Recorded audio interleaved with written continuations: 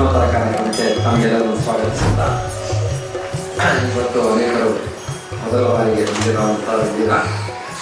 ಇದರ ಬಗ್ಗೆ ನಮಗೇನಾದರೂ ಪ್ರಶ್ನೆಗಳಿದ್ದರೆ ದಯಮಾಡಿ ಕೇಳ್ಬೋದು ಅಂತ ವಿನಂತಿಸುತ್ತಾ ಈ ಕಾರ್ಯಕ್ರಮವನ್ನು ಆರಂಭ ಮಾಡ್ತಿದ್ದೇವೆ. ಮಂತ್ರಗಳಿಗೂ ಮುಂದೆ ಬಂದಂತಹ ಸ್ತೋತ್ರಗಳು ವಿಷ್ಣು ಸಹಸ್ರನಾಮದ ಆದಿಯಾಗಿ ಲಲಿತಾ ಸಹಸ್ರನಾಮ ಇತ್ಯಾದಿ ನಮ್ಮಲ್ಲಿ ಸಹಸ್ರಾರು ಇದೆ ಅಂತ ಅನ್ಕೋತೀನಿ. ಇವುಗಳಿಗೂ ಇರುವ ಮೂಲಭೂತ ವ್ಯತ್ಯಾಸ ಅಲ್ಲಿಂದ ಪ್ರಾರಂಭ ಮಾಡೋಣ. ಅಕ್ಷರ ಜೋಡಣೆ ಎರಡರಲ್ಲೂ ಕಾಣುತ್ತೆ, ಅದು ನೇರವಾಗಿ ಕಾಣುತ್ತೆ, ಅದಕ್ಕೂ ಇದಕ್ಕೂ ವ್ಯತ್ಯಾಸ ಇದೆ. ಬಟ್ ಏನು ಇದು ಮೌಢ್ಯವನ್ನು ಹೋಗಲಾಡಿಸುವ ಒಂದು ಚಿಂತನೆ. ನಿಮಗೆ ಒಂದು 10 ಎಕರೆ ಜಮೀನಿದೆ. ಆ ಜಮೀನಿನಲ್ಲಿ ಜೋಳ ಹಾಕಿದ್ದೀರಿ. ಜೋಳ ತಿನ್ನೋದಕ್ಕೆ ಹಕ್ಕಿಗಳು ಬರ್ತವೆ. ಹಕ್ಕಿ ಓಡಿಸ್ಬೇಕು, ಯಜಮಾನ ಕೆಲಸ. ಆದರೆ ಯಜಮಾನ ಅಲ್ಲಿ ನಿಂತ್ಕೊಳ್ಳೋಕ್ಕಾಗೋದಿಲ್ಲ. ಆಗಿದ್ದಾಗ ಏನು ಮಾಡ್ತಾನೆ, ಯಜಮಾನ ಹಾಕಿದ್ದೆ ರೂಪ ಮಾಡಿಬಿಟ್ಟು ಅಲ್ಲೆಲ್ಲ ನಿಲ್ಲಿಸ್ತಾನೆ. ಅದೇ ಯಜಮಾನ ಹಾಕಿದ್ದೆ ರೂಪ ಮಾಡಿ ನಿಲ್ಲಿಸ್ತಾನೆ, ಕಾಯ್ತಾ ಇದ್ದಾನೆ ಅಂತ ಹೇಳ್ಕೊಳ್ತದೆ. ಹಾಗೆ ಮಂತ್ರಕ್ಕಿರ್ತಕ್ಕಂಥ ಶಕ್ತಿ ವಿಪುಲ. ಅದನ್ನು ನೇರ ಬಳಸುವುದಕ್ಕೋ ಇದಕ್ಕೋ ಬಾರದಿದ್ದಾಗ ಆದಷ್ಟು ಆ ಛಂದಸ್ಸಿನ ಅನುಕರಣೆ ಮಾಡಿ ಶ್ಲೋಕಗಳು ತಯಾರು ಮಾಡ್ತಾರೆ. ಅದು ಶ್ಲೋಕಗಳು ಅನ್ನಿಸಿಕೊಳ್ಳುತ್ತೆ. ಆ ಶ್ಲೋಕಕ್ಕೆ ಆ ಶಕ್ತಿ ಇಲ್ಲ, ಕಡಿಮೆ. ಬಹಳ ಬುದ್ಧಿವಂತ ಕೆಲವೊಂದಿಷ್ಟು ಅಂಶಗಳನ್ನು ಸೇರಿಸೋದ್ರಿಂದ ಕೆಲವೊಂದು ಶ್ಲೋಕಗಳಿಗೆ ಒಂದು ಸ್ವಲ್ಪ ಶಕ್ತಿ ಇದೆ. ಮಂತ್ರದ ಶಕ್ತಿ ಇರೋದಿಲ್ಲ, ಸ್ವಲ್ಪ ಇರ್ತದೆ. ನಂತರ ಸಂಸ್ಕೃತ ಭಾಷೆ ಬಂದವರೆಲ್ಲ ಕಟ್ತಾರೆ ಶ್ಲೋಕ. ಅದಕ್ಕೆ ಯಾವ ಸಂಬಂಧವೂ ಇಲ್ಲ. ಎಲ್ಲವೂ ಅನ್ನಿಸ್ತದೆ ಮಾತ್ರ ಹಾಗೆ ಅಂತೇಳಿ ಅಲ್ಲ. ಒಂದು ಮಂತ್ರ ಅಂತಾದಾಗ ಅಲ್ಲಿ ಅಕ್ಷರ ಪ್ರಧಾನವಲ್ಲ, ಶಬ್ದ ಪ್ರಧಾನವೂ ಅಲ್ಲ. ಅಲ್ಲಿ ಅಕ್ಷರ ಜೋಡಣೆ ಪ್ರಧಾನ. ಅಕ್ಷರ ಜೋಡಣೆಯಿಂದ ಹುಟ್ಟುವ ತರಂಗ ಪ್ರಧಾನವಾಗಿ ಮಂತ್ರ ತಯಾರಾಗುತ್ತೆ. ಆ ಒಂದು 3-4 ಅಕ್ಷರಗಳ ಒಂದು ಗುಂಪು ಒಂದು ಶಬ್ದವಾಗಿ ಸಾಹಿತ್ಯಕ್ಕೆ ನಿಮಗೆ ಶಬ್ದವಾಗಿ ರೂಪುಗೊಳ್ಳುತ್ತೆ. ಸಾಹಿತ್ಯಕ್ಕಾಗಿ ಶಬ್ದ, ಇಲ್ಲಿ ಶಬ್ದ ಅಲ್ಲ, ಅದು ಸಾಹಿತ್ಯಕ್ಕೆ ಶಬ್ದ ರೂಪುಗೊಳ್ಳುತ್ತೆ. ಅದರ ಅಂದಾಜಿನ ಮೇಲೆ ನಂತರದ ಸಾಹಿತ್ಯಕ ಚಿಂತನೆಯಲ್ಲಿ ಹುಟ್ಟುವ ಶ್ಲೋಕಗಳು ಶ್ಲೋಕ ಅನ್ನಿಸ್ಕೊಡುತ್ತೆ. ಸಾಹಿತ್ಯ ಚಿಂತನೆ ಹುಟ್ಟುವುದು, ತರಂಗ ಚಿಂತನೆಯಲ್ಲಿ ಶ್ಲೋಕ ಹುಟ್ಟುವುದಿಲ್ಲ. ಸಾಹಿತ್ಯದಿಂದ ಯಾವುದೋ ಒಂದು ವಿಷಯ ಹೇಳೋದಕ್ಕಾಗಿ ಶ್ಲೋಕಗಳು ಹುಟ್ಟುವುದು. ಶ್ಲೋಕ ವಿಷಯವನ್ನು ಹೇಳ್ತದೆ, ಮಂತ್ರ ವಿಷಯವನ್ನು ಹೇಳುವುದಿಲ್ಲ.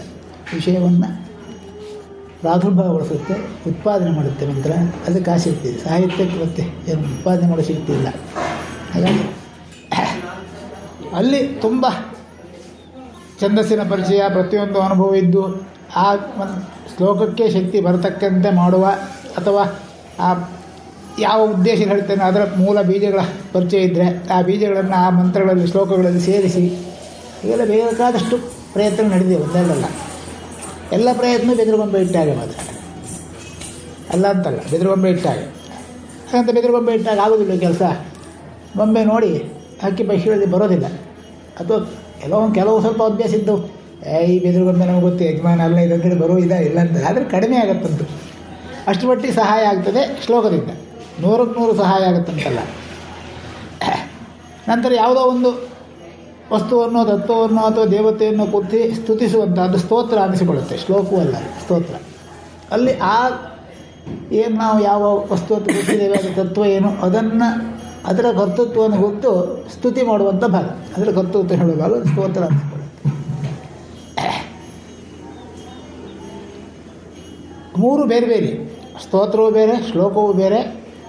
ಶ್ಲೋಕವು ಹೆಚ್ಚಾಗಿ ಯಾವುದೋ ಒಂದು ಘಟನೆಯನ್ನು ಪೂರ್ಣ ವಿಸ್ತಾರವಾಗಿ ಹೇಳುವುದಕ್ಕೆ ಬೇಕಾಗಿ ಶ್ಲೋಕ ರೂಪದಲ್ಲಿ ರಚಿಸ್ತಾರೆ. ಅದೇ ಪುರಾಣಗಳಲ್ಲಿ ಸೇರಿ ಹೋಗುವಂಥ ಭಾಗಗಳು. ಸ್ತೋತ್ರ ಒಂದು ದೇವತಾಕವಾಗಿ ಅಥವಾ ಒಂದು ತತ್ವಕ್ಕಾಗಿ ಗುರುತಿಸಿ ಹೇಳುವಂಥ ಭಾಗ ಎಲ್ಲ ಶ್ಲೋಕ ಇದು ಸ್ತೋತ್ರ ಅನಿಸಿಕೊಳ್ಳುತ್ತೆ. ಕುರಿತು ಹೊಗಳುವುದು, ಸ್ತುತಿ ಮಾಡೋದು, ಬೈಯುವುದು ಎಲ್ಲ ಇದೆ. ಬೈಯುವುದು ಸ್ತೋತ್ರವೇ, ಎಲ್ಲ ಅಂತೇನಿಲ್ಲ, ಎಲ್ಲ ಇದೆ.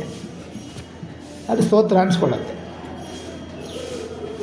ಹಾಗಾಗಿ ಮಂತ್ರಕ್ಕೂ ಶ್ಲೋಕಕ್ಕೂ ಸಮಾನತೆ ಇಲ್ಲ, ಸ್ವಲ್ಪ ಕೆಲಸ ಮಾಡುತ್ತೆ. ಒಂದು ರೀತಿ ಸರಳೀಕರಣಗೊಳಿಸಿದ ಒಂದು ಸಾಮಾನ್ಯ ಜನಕ್ಕೋಸ್ಕರ ಸೃಷ್ಟಿಯಾದಂತಹ ಒಂದು ವ್ಯವಸ್ಥೆ ಅಂತ ಹೇಳಬೇಕು. ಸಾಮಾನ್ಯ ಜನಕ್ಕೆ ಅದನ್ನು ಏನಾದ್ರು ಮಾಡಿ ಕೊಡಬೇಕು ಅನ್ನೋ ಪ್ರಯತ್ನ ಮಾಡಿದ್ದಾರೆ. ಆದರೆ ಆ ಪ್ರಯತ್ನ ಸರಿಯಾದ ಮಾರ್ಗ ಅಲ್ಲ. ಯಾಕೆ ಗೊತ್ತಾ? ಸಾಮಾನ್ಯ ಜನರು ಸಾಮಾನ್ಯರಾಗಿ ಯಾಕಿರಬೇಕು? ಆ ಪ್ರಯತ್ನ ಅಷ್ಟು ಕಷ್ಟಪಟ್ಟು ಆ ಛಂದಸ್ಸಿನ ರಹಸ್ಯವನ್ನು ತೆಕ್ಕೊಂಡು ಅದನ್ನು ಶ್ಲೋಕಗಳಲ್ಲಿ ಸೇರಿಸಿ ಇಲ್ಲಿ ಜನರಿಗೆ ಉಪಯೋಗ ಮಾಡಿಕೊಡುವಷ್ಟು ಕಷ್ಟಪಡುವಷ್ಟು ಕಷ್ಟವನ್ನು ಒಂದು 10 ಜನರನ್ನು ಕೂರಿಸಿ ಕರೆಕ್ಟಾಗಿ ಮಂತ್ರವೇ ಹೇಳಿಕೊಟ್ಟಿದ್ರೆ ಅವರು ಅಸಾಮಾನ್ಯರಾಗ್ತಿರ್ಲಿಲ್ವ? ಹಾಗಾಗಿ ಅವರು ಅಸಾಮಾನ್ಯರಾಗಬಾರ್ದು, ಸಾಮಾನ್ಯರಾಗಿ ಇರಬೇಕಂತ ಮಾಡಿದ್ದು ಇರ್ಬೋದು. 2 ಸಾಧ್ಯತೆ ಇದೆ. ಹೊತ್ತಾನೆ ಇವರು ಯಾವಾಗಲೂ ಸಾಮಾನ್ಯರಾಗಿ ಇರಬೇಕು ಅಂಥೇಳಿ ಮಾಡಿದ್ದಿರ್ಬೋದು. ಹಾಂ, ಜನ ಹೀಗೆ ಇದ್ರೆ ಅನುಕೂಲ, ಬುದ್ಧಿವಂತರಾಗಬಾರ್ದು. ಸಾರ್ವತ್ರಿಕ ಶಿಕ್ಷಣ ಯೋಜನೆ ಸರ್ಕಾರದ್ದು, ಯಾರು ಬುದ್ಧಿವಂತರಾಗಬಾರ್ದು. ಸಾರ್ವತ್ರಿಕ ಶಿಕ್ಷಣ ಯೋಜನೆ ವರ್ಷಕ್ಕೆ ಲಕ್ಷಾಂತರ ಕೋಟಿ ಖರ್ಚು ಮಾಡುತ್ತೆ, ಆದರೆ ಯಾರಿಗೂ ವಿದ್ಯೆ ಬರಬಾರ್ದು, ಬುದ್ಧಿವಂತರಾಗಬಾರ್ದು. ಹಾಗಾಗತ್ತೆ. ಶ್ಲೋಕಗಳ ರಚನೆಗಳ ಹಿನ್ನೆಲೆಯಲ್ಲಿ ಎರಡೂ ಇದೆ. ಒಳ್ಳೆಯ ಉದ್ದೇಶವೂ ಇದೆ, ಇಲ್ಲ ಅಂತಲ್ಲ, ಕೆಟ್ಟ ಉದ್ದೇಶವೂ ಇದೆ. ಯಾವುದೇ ಭಾಷೆಯಲ್ಲೂ ರಚನೆ ಮಾಡ್ಬೋದು, ಸಂಸ್ಕೃತದಲ್ಲೇ ಮಾಡಬೇಕಂತೇನಿಲ್ಲ, ಯಾವುದೇ ಭಾಷೆಯಲ್ಲೂ ಮಾಡ್ಬೋದು. ಅದಕ್ಕೆ ಆಯಾ ಭಾಷೆಯಲ್ಲಿ ಅದಕ್ಕಾದಂಥ ಶಬ್ದಗಳಿದೆ, ಹಾಡು, ಪದ ಇವೆಲ್ಲ ಹೇಳ್ತಾರೆ. ಗೊತ್ತಾಯ್ತಲ್ಲ, ಪದ, ಪದ್ಯ, ಏನೇನು ಹೆಸರು, ಬೇರೆ ಬೇರೆ ಭಾಷೆಯಲ್ಲಿ ಬೇರೆ ಬೇರೆ ಹೆಸರುಗಳೆಲ್ಲ ಇದೆ. ಸ್ವಲ್ಪ ಸೇರಿಸ್ಕೋಬಹುದು. ಅದೇ ಸೇರಿಸಿರಬಹುದು, ಅಧಿಕೃತ ಅಲ್ಲ, ಸೇರಿಸಿರಬಹುದು. ಇದರಲ್ಲಿ ಅನುಶ್ರುತಿಯ ಭಾಗ ಎಲ್ಲ ಆಮೇಲೆ ಸೇರಿಸಿರಬಹುದು, ಎಲ್ಲ ಕಡೆಗೆ ಸೇರಿಸಿರೋದು. ಆಮಿಷವಿಲ್ಲದೆ ಯಾವುದನ್ನು ಜನ ಮಾಡೋದಿಲ್ಲ ಅನ್ನೋ ಕಾರಣಕ್ಕೆ ಕಡೆ ಫಲಶ್ರುತಿಗಳು ಅಂತ ಬಂತು. ಫಲಶ್ರುತಿ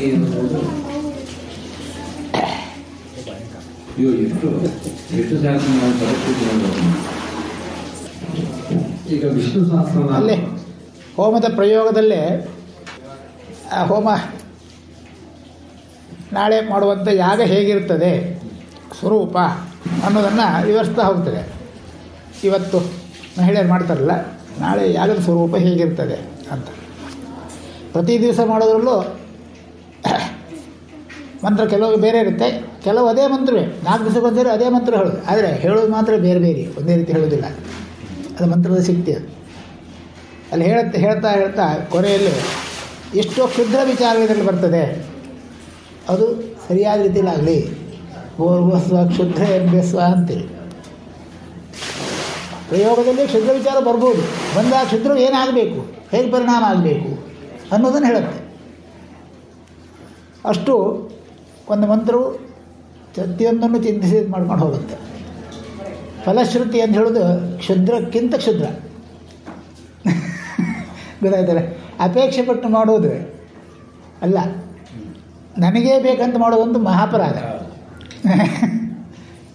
ಮಳೆ ಬರಲಿ ಅಂತ ಹಾರೈಸೋದು ತಪ್ಪಲ್ಲ, ನಮ್ಮನೆ ಮೇಲೆ ಮಾತ್ರ ಮಳೆ ಬೀಳಲಿ ಅಂದರೆ ಅದರಷ್ಟು ಕೆಟ್ಟ ಅಪರಾಧ ಮತ್ತಿಲ್ಲ. ಎಲ್ಲ ಕಡೆ ಮಳೆ ಬರಲಿ ಅಂತ ಹಾರೈಸಿದ್ರೆ ಅಪರಾಧ ಅಲ್ಲ, ಒಳ್ಳೆಯದೇ. ನಮ್ಮನೆ ಮಾತ್ರ ಬರಲಿ, ಪಕ್ಕದ ಮನೆಗೆ ಮಾತ್ರ ಮಳೆ ಬರಲೇಬಾರ್ದು ಅಂದರೆ ಇನ್ನು ಅದಕ್ಕಿಂತ ಕೆಟ್ಟ ಅಪರಾಧ ಇದೆಯಾ? ಈ ಯಾಗ ಪ್ರಕ್ರಿಯೆಯಲ್ಲಿ ಮಾತ್ರ ಅದನ್ನು ವಿಮರ್ಶಿಸಿ ಅಕಸ್ಮಾತ್ ಮನಸ್ಸಿನ ಭಾವನೆಯಲ್ಲೇನಾದರೂ ಕ್ಷುದ್ರಗಳ ಚಿಂತನೆ ಆದರೆ ಅದು ಹೀಗೆ ಪ್ರಯೋಗ ಆಗಬೇಕು ಅಂತ ಹೇಳುತ್ತೆ. ಅದಕ್ಕೆ ಅಲ್ಲಿ ಆ ಕ್ಷುದ್ರ ಚಿಂತನೆಗೂ ಕೂಡ ಆಹುತಿ ಭಾಗ ಅಂತ ಹೇಳುತ್ತೆ, ಪ್ರಯೋಗ ಮಾಡ್ಕೊಂಡು ಹೋಗುತ್ತೆ. ಅದು ನಿರ್ಣಯ ಆದಮೇಲೆ ಮರುದಿವಸ ಅದರ ಉಪಾಸನೆ ಆಗುವುದು, ನಂತರ ಪ್ರಯೋಗ ಆಗುವುದು. ಅಷ್ಟು ಸಿದ್ಧತೆ ಯಾಗಕ್ಕಿರುತ್ತೆ, ಪೂರ್ವ ಸಿದ್ಧತೆ. ವಿಷ್ಣು ಸಹಸ್ರನಾಮವನ್ನು ಅದನ್ನು ಶ್ಲೋಕ ಅಂತ ಕನ್ಸಿಡರ್ ಮಾಡೋದು, ಅದನ್ನು ಒಂದು ಮಂತ್ರ ಅಂತ ತಗೊಳ್ಬೋದು, ಅಥವಾ ಯಾವ ಶ್ಲೋಕವೇ ಮಂತ್ರ ಆಗೋದು ಸಾಧ್ಯ ಇಲ್ಲ. ಅದು ಶ್ಲೋಕವೇ. ಶ್ಲೋಕದಲ್ಲೇ ಅದರ ಅಕ್ಷರ ಸಂಯೋಜನೆಯನ್ನು ಅನುಷ್ಠುಪ್ ಛಂದಸ್ಸಿನಲ್ಲಿ ಅಕ್ಷರ ಸಂಯೋಜನೆ ಮಾಡಿದ್ದಾರೆ. ಅನುಷ್ಠುಪ್ ಛಂದಸ್ಸಿನ ವಿಸ್ತಾರ ವಿವರ ಹೇಳುವುದಕ್ಕೆ ಇವತ್ತು ಸಮಯವಲ್ಲ, ಈಗ ಕಾಲವಲ್ಲ. ಅದನ್ನು ಉಪನಿಷತ್ ಯಾಗದಲ್ಲಿ ಅನುಷ್ಠುಪ್ ಛಂದಸ್ಸು ಅಂದರೆ ಏನು, ಎಷ್ಟು ದೇವತಾತ್ಮಕವಾದ ತತ್ವವಾದ ಅಡಕವಾಗಿದೆ ಎಲ್ಲ ಹೇಳಿದ್ದೇನೆಲ್ಲ. 32 ಅಂಶಗಳನ್ನು ಪೂರ್ಣ ವಿವರಿಸಿ ಮಾಡಿಕೊಟ್ಟಿದ್ದೇನೆ. ಒಂದು ಸಾರಿ ಅದನ್ನು ಲೇಖನ ತಗೊಂಡು ಅದನ್ನು ಓದಿ ಅರ್ಥ ಮಾಡ್ಕೊಂಡು ನೋಡ್ಕೊಳ್ಳಿ.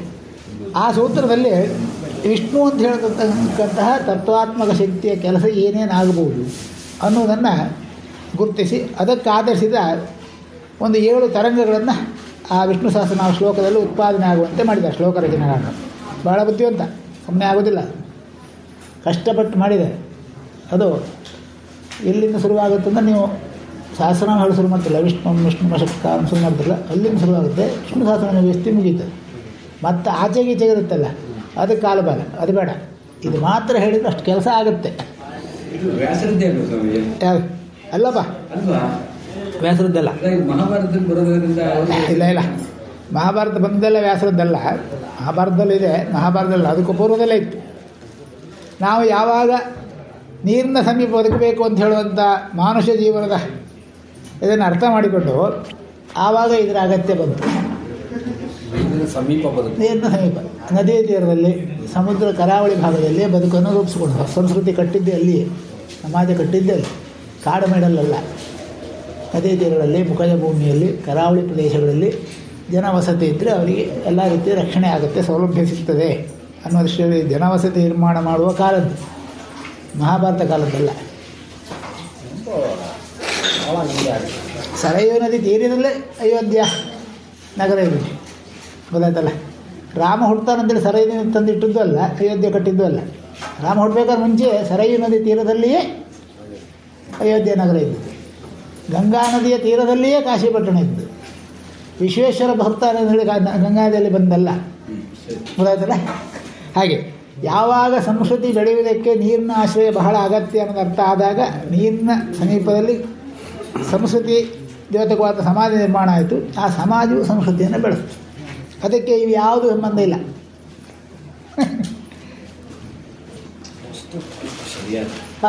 ಯಾರು ಬನ್ನಿ,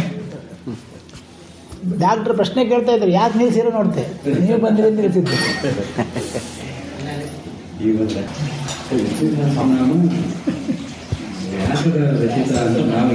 ಇಲ್ಲ ವ್ಯಾಸರಚಿತವಲ್ಲ ಅದು.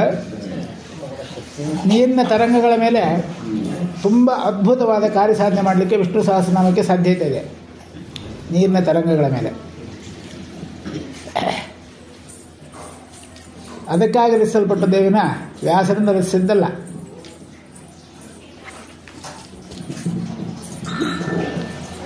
ಅದನ್ನು ಪ್ರಯೋಗಾತ್ಮಕವಾಗಿ ಮಾಡಿ ನೀವು ಪ್ರಶ್ನೆ ಕೇಳ್ತಾನೆ ಪರಿಹಾರ ಪ್ರತ್ಯಕ್ಷ ಆದರೆ ಯಾಕೆ ಹೇಳಿ, ಅದ್ರ ಪ್ರಯೋಗಾತ್ಮಕವಾಗಿ ಪರೀಕ್ಷೆ ಮಾಡಿ ತೋರಿಸಿದವರು ಅವರು ಈ ಕಾಲದಲ್ಲಿ. ಅದಕ್ಕೆ ಪರಿಹಾರ ಪ್ರತ್ಯಕ್ಷ ಆದರೆ ನೀವು ಪ್ರಶ್ನೆ ಕೇಳ್ತೀರಿ ಇವತ್ತು ಮಧ್ಯಾಹ್ನ ಅಂತ ಗೊತ್ತಾಗಿ ಬೆಳಿಗ್ಗೆ ಹೊರಟು ಹೊಂದಿದ್ದಾರೆ ಅವರು.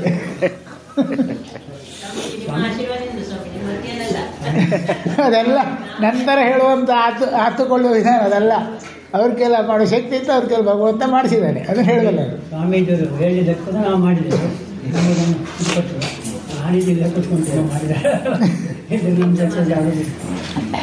ಪ್ರತ್ಯಕ್ಷವಾಗಿ ಪ್ರಮಾಣೀಕರಿಸಿ ತೋರಿಸಿದ್ದಾರೆ. ಈ ವಿಷ್ಣು ಸಹಸ್ರನಾಮವನ್ನು ವೈಯಕ್ತಿಕ ಸಮಸ್ಯೆಗಳನ್ನ ಬಗೆಹರಿಸಿಕೊಳ್ಳೋದಕ್ಕೂ ಆಗುತ್ತೆ, ಉಪಯೋಗ ಇದೆ. ದಿವಸವೂ ಪಾರಾಯಣ ತುಂಬ ವಿಶಿಷ್ಟವಾದಂಥ ಕೆಲವೊಂದಿಷ್ಟು ಪರಿಣಾಮಗಳನ್ನ ಕೊಡುತ್ತೆ. ಜೀವ ಸಂತುಲನ ಶಕ್ತಿ ಇದೆ ಅದಕ್ಕಂತ ಹೇಳುತ್ತೆ, ಗೊತ್ತಾಯ್ತಲ್ಲ. ಜೀವ ಅಂದರೆ ನಾವು ಜೀವಿಗಳು ಜೀವವನ್ನು ಹೊಂದಿದವರು ಜೀವಿಗಳಂತ ಅರ್ಥ. ಅದನ್ನು ಒಂದು ಸಮತೋಲನ ತಗೊಂಡು ಹೋಗೋ ಶಕ್ತಿ. ಯಾಕಂದರೆ ಯಾವಾಗ ಅಲೆ ಹುಟ್ಟುತ್ತದೆ ಜೀವನದಲ್ಲಿ ಸಮಸ್ಯೆ, ಅಲೆಯಿಂದ ಸಮತೋಲನ ಇದ್ದರೆ ಏನೂ ಇಲ್ಲ.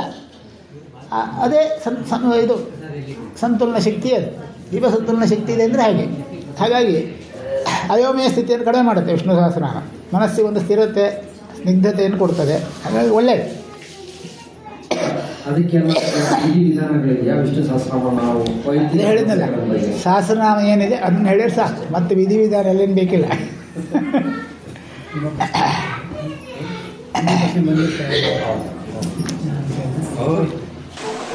ಸ್ವಾಮಿ, ನಾವು ಆವಾಗ ಹೇಳಿದ್ರಿ ಏನಂದರೆ, ಹಿಂದೆ ನೀವು ನಮ್ಮ ಕರಾವಳಿಯಲ್ಲಿ ತಿರುಗುವಾಗ, ತುಂಬ ಹಿಂದೆ ಕರಾವಳಿ ತಿರುಗುವಾಗ ಎಲ್ಲ ಕಡೆಯಲ್ಲಿ ಊರಿನಲ್ಲಿ ಸಣ್ಣ ಸಣ್ಣ ದೇವಸ್ಥಾನಗಳಿದ್ದಲ್ಲೆಲ್ಲ ಕೂಡ ವಿಷ್ಣು ಸಹಸ್ರನಾಮ ಸ್ತೋತ್ರ ಪಠಣ ಸೇವೆ ಇತ್ತು. ಈಗ ಆ ದೇವಸ್ಥಾನದಲ್ಲಿ ಕೆಲವೆಲ್ಲ ಪೂಜೆ ಹೋಗಿಲ್ಲ. ಅಲ್ಲ, ದೇವರೇ ಇಲ್ಲ ಈಗ, ದೇವರೇ ಮಾರಾಟ ಹೋಗಿದೆ. ಅಲ್ಲಿ ಸ್ತೋತ್ರ ಪಠಣ ಯಾರಿಗೆ ಮಾಡೋದು? ಮನಸ್ಸಿಗೆ ನನಗೆ ಒಂದು 6 ತಿಂಗಳಲ್ಲ, 1 ವರ್ಷದ ಹಿಂದೆನೇ ಬಂದಿತ್ತು, ಈಗಲೂ ಬರ್ತಾ ಇದೆ. ಪ್ಲ್ಯಾನ್ ಹಾಕಬೇಕು ಒಂದೊಂದು. ಒಬ್ಬರಿಗೆ ಬಾಂಬೆ ಅವರಿಗೆ ಹೇಳಿದ್ದೇನೆ, ಅವರಿಗೆ ಶಕ್ತಿ ಉಂಟಲ್ಲಿ ಮಾಡಲಿಕ್ಕೆ. ಏನಂದರೆ ಸಣ್ಣ ಸಣ್ಣ ಗುಡಿಗಳನ್ನು ಕರಾವಳಿಯಲ್ಲಿ ಅಲ್ಲೇನೆ ಸರ್ಕಾರದ ಪರ್ಮಿಷನ್ ಬೇಕಾದರೆ ತಗೊಂಡು ಈ ಸದ್ಯಕ್ಕೆ ಕಾಸರಗೋಡಿಂದ ಕಾರವಾರದವರೆಗೆ ಮಧ್ಯೆ ಮಧ್ಯೆ ಎಲ್ಲಿ ಬೇಕಂತ ನೋಡಿ ಅಲ್ಲಿ ಇಂಥ ಗುಡಿಗಳು ಕೇವಲ ವಿಷ್ಣು ಸಹಸ್ರನಾಮ ಪಠಣಕ್ಕೋಸ್ಕರವೇ ಇರುವಂಥ ಗುಡಿಗಳು. ಗುಡಿಗಳಲ್ಲಿ ಏನು ಇಡಬೇಕು ಅಂತ ಕೂಡ ನನ್ನ ಮನಸ್ಸಿಗೆ ಬಂದಿದೆ. ಆದರೆ ಇನ್ನೂ ಸಮಯ ಅವರು ಕೇಳಬೇಕು. ತಾವು ಒಪ್ಪಿದರೆ ಮಾತ್ರ ಅದನ್ನು ಮಾಡುವ ಅವಶ್ಯಕತೆ ಇದೆಯಾ, ಮಾಡಿದರೆ ಒಳ್ಳೆಯದಾಗುತ್ತಾ ಅಥವಾ ನಮ್ಮ ಶ್ರಮ ಮಾತಾಡುವ ಅವಶ್ಯಕತೆ ಇಲ್ವಾ ಅಂತೆಲ್ಲ. ಈಗ ಪ್ರಾರಂಭದಲ್ಲಿ ಪ್ರಶ್ನೆ ಶುರುವಾದ್ದೇ ಅಲ್ಲಿಂದಲೇ. ಕರಾವಳಿ ಪ್ರದೇಶದಲ್ಲಿ ಅಥವಾ ನದಿ ತೀರಗಳಲ್ಲಿ ಜನಮಾನಸ ಸಂಸ್ಕೃತಿ ಹುಟ್ಟಿದ್ದು, ಅಲ್ಲಿಯೇ ಬೆಳೆದ್ದು. ಆ ಬೆಳೆದಕ್ಕೆ ಹಿನ್ನೆಲೆ ಇರುವಂಥದ್ದು ನೀರಿನ ಅನಿವಾರ್ಯತೆ ಪ್ರತಿಯೊಂದು ಜೀವಿಗೂ ಇದೆ. ಆಗ ನೀರಿನ ಆಶ್ರಯ ಬೇಕು ಅನ್ನುವ ಕಾರಣಕ್ಕೆ ಹುಟ್ಟಿದ್ದು. ಹಾಗೆ ಸಮುದ್ರ ಕರಾವಳಿಯಲ್ಲಿ ನದಿ ತೀರದಲ್ಲಿ ದೊಡ್ಡ ದೊಡ್ಡ ಸಂಸ್ಕೃತಿಗಳೆಲ್ಲ ಇದ್ದದ್ದಲ್ಲಿಯೇ. ಕಾಡು ಬೆಟ್ಟಲೆಲ್ಲ, ಕಾಡು ಬೆಟ್ಟ ಗುಡ್ಡಗಳಲ್ಲಿ ಯಾವುದೇ ದೊಡ್ಡ ಸಂಸ್ಕೃತಿ ಬೆಳೆದ್ದೆಲ್ಲ ನದಿ ತೀರಗಳು ಕರಾವಳಿಗಳಲ್ಲಿ ಮಾತ್ರ. ಅಲ್ಲಿ ನೀರು ಆಶ್ರಯ, ಅದನ್ನು ಸಮತೋಲನ ಇಟ್ಟುಕೊಳ್ಳುವಂಥ ಉಪಾಯ ವಿಷ್ಣು ಸಹಸ್ರನಾಮ. ಹಾಗಾಗಿ ವಿಷ್ಣು ಸಹಸ್ರನಾಮ ರಚನೆಯಾಗಿ ಎಷ್ಟು ಕಾಲ ಆಯಿತು ಏನು, ಸಂಸ್ಕೃತಿ ಹುಟ್ಟಿ ಎಷ್ಟು ಕಾಲ ಆಯಿತು ಅಂತ ಹೇಳಿ ಆಧಾರ ತಗೊಂಡ್ರೆ ಸಾಕು. ಅದಕ್ಕಿಂತ ಹೆಚ್ಚಿಗೆ ಮತ್ತೇನೂ ಅದಕ್ಕೆ ಸಿಕ್ಕುವುದಿಲ್ಲ ಆಧಾರ. ಎಷ್ಟೋ ತಲೆಮಾರುಗಳು ಕಳೆದು ಹೋಗಿದೆ. ಎಷ್ಟೋ ಸಂಸ್ಕೃತಿಗಳೇ ಒಂದು ಹುಟ್ಟಿ ಅದರ ಅವಸ್ಥೆ ಆದಾಗ ನಾಶ ಹೋಗ್ಬೋದು. ಆದರೆ ಈ ನೀರು ವಿಷ್ಣು ಸಹಸ್ರನಾಮ ಹಾಳಾಗಿಲ್ಲ, ಹಾಗೇ ಇದೆ. ಆವಾಗ ಹೇಗೆ ನೀರಿದೆಯೋ ಹಾಗೇ ಇದೆ, ಈಗಲೂ ಹಾಳಾಗಿಲ್ಲ. ಅಷ್ಟು ಪುರಾತನತೆ ಇದೆ.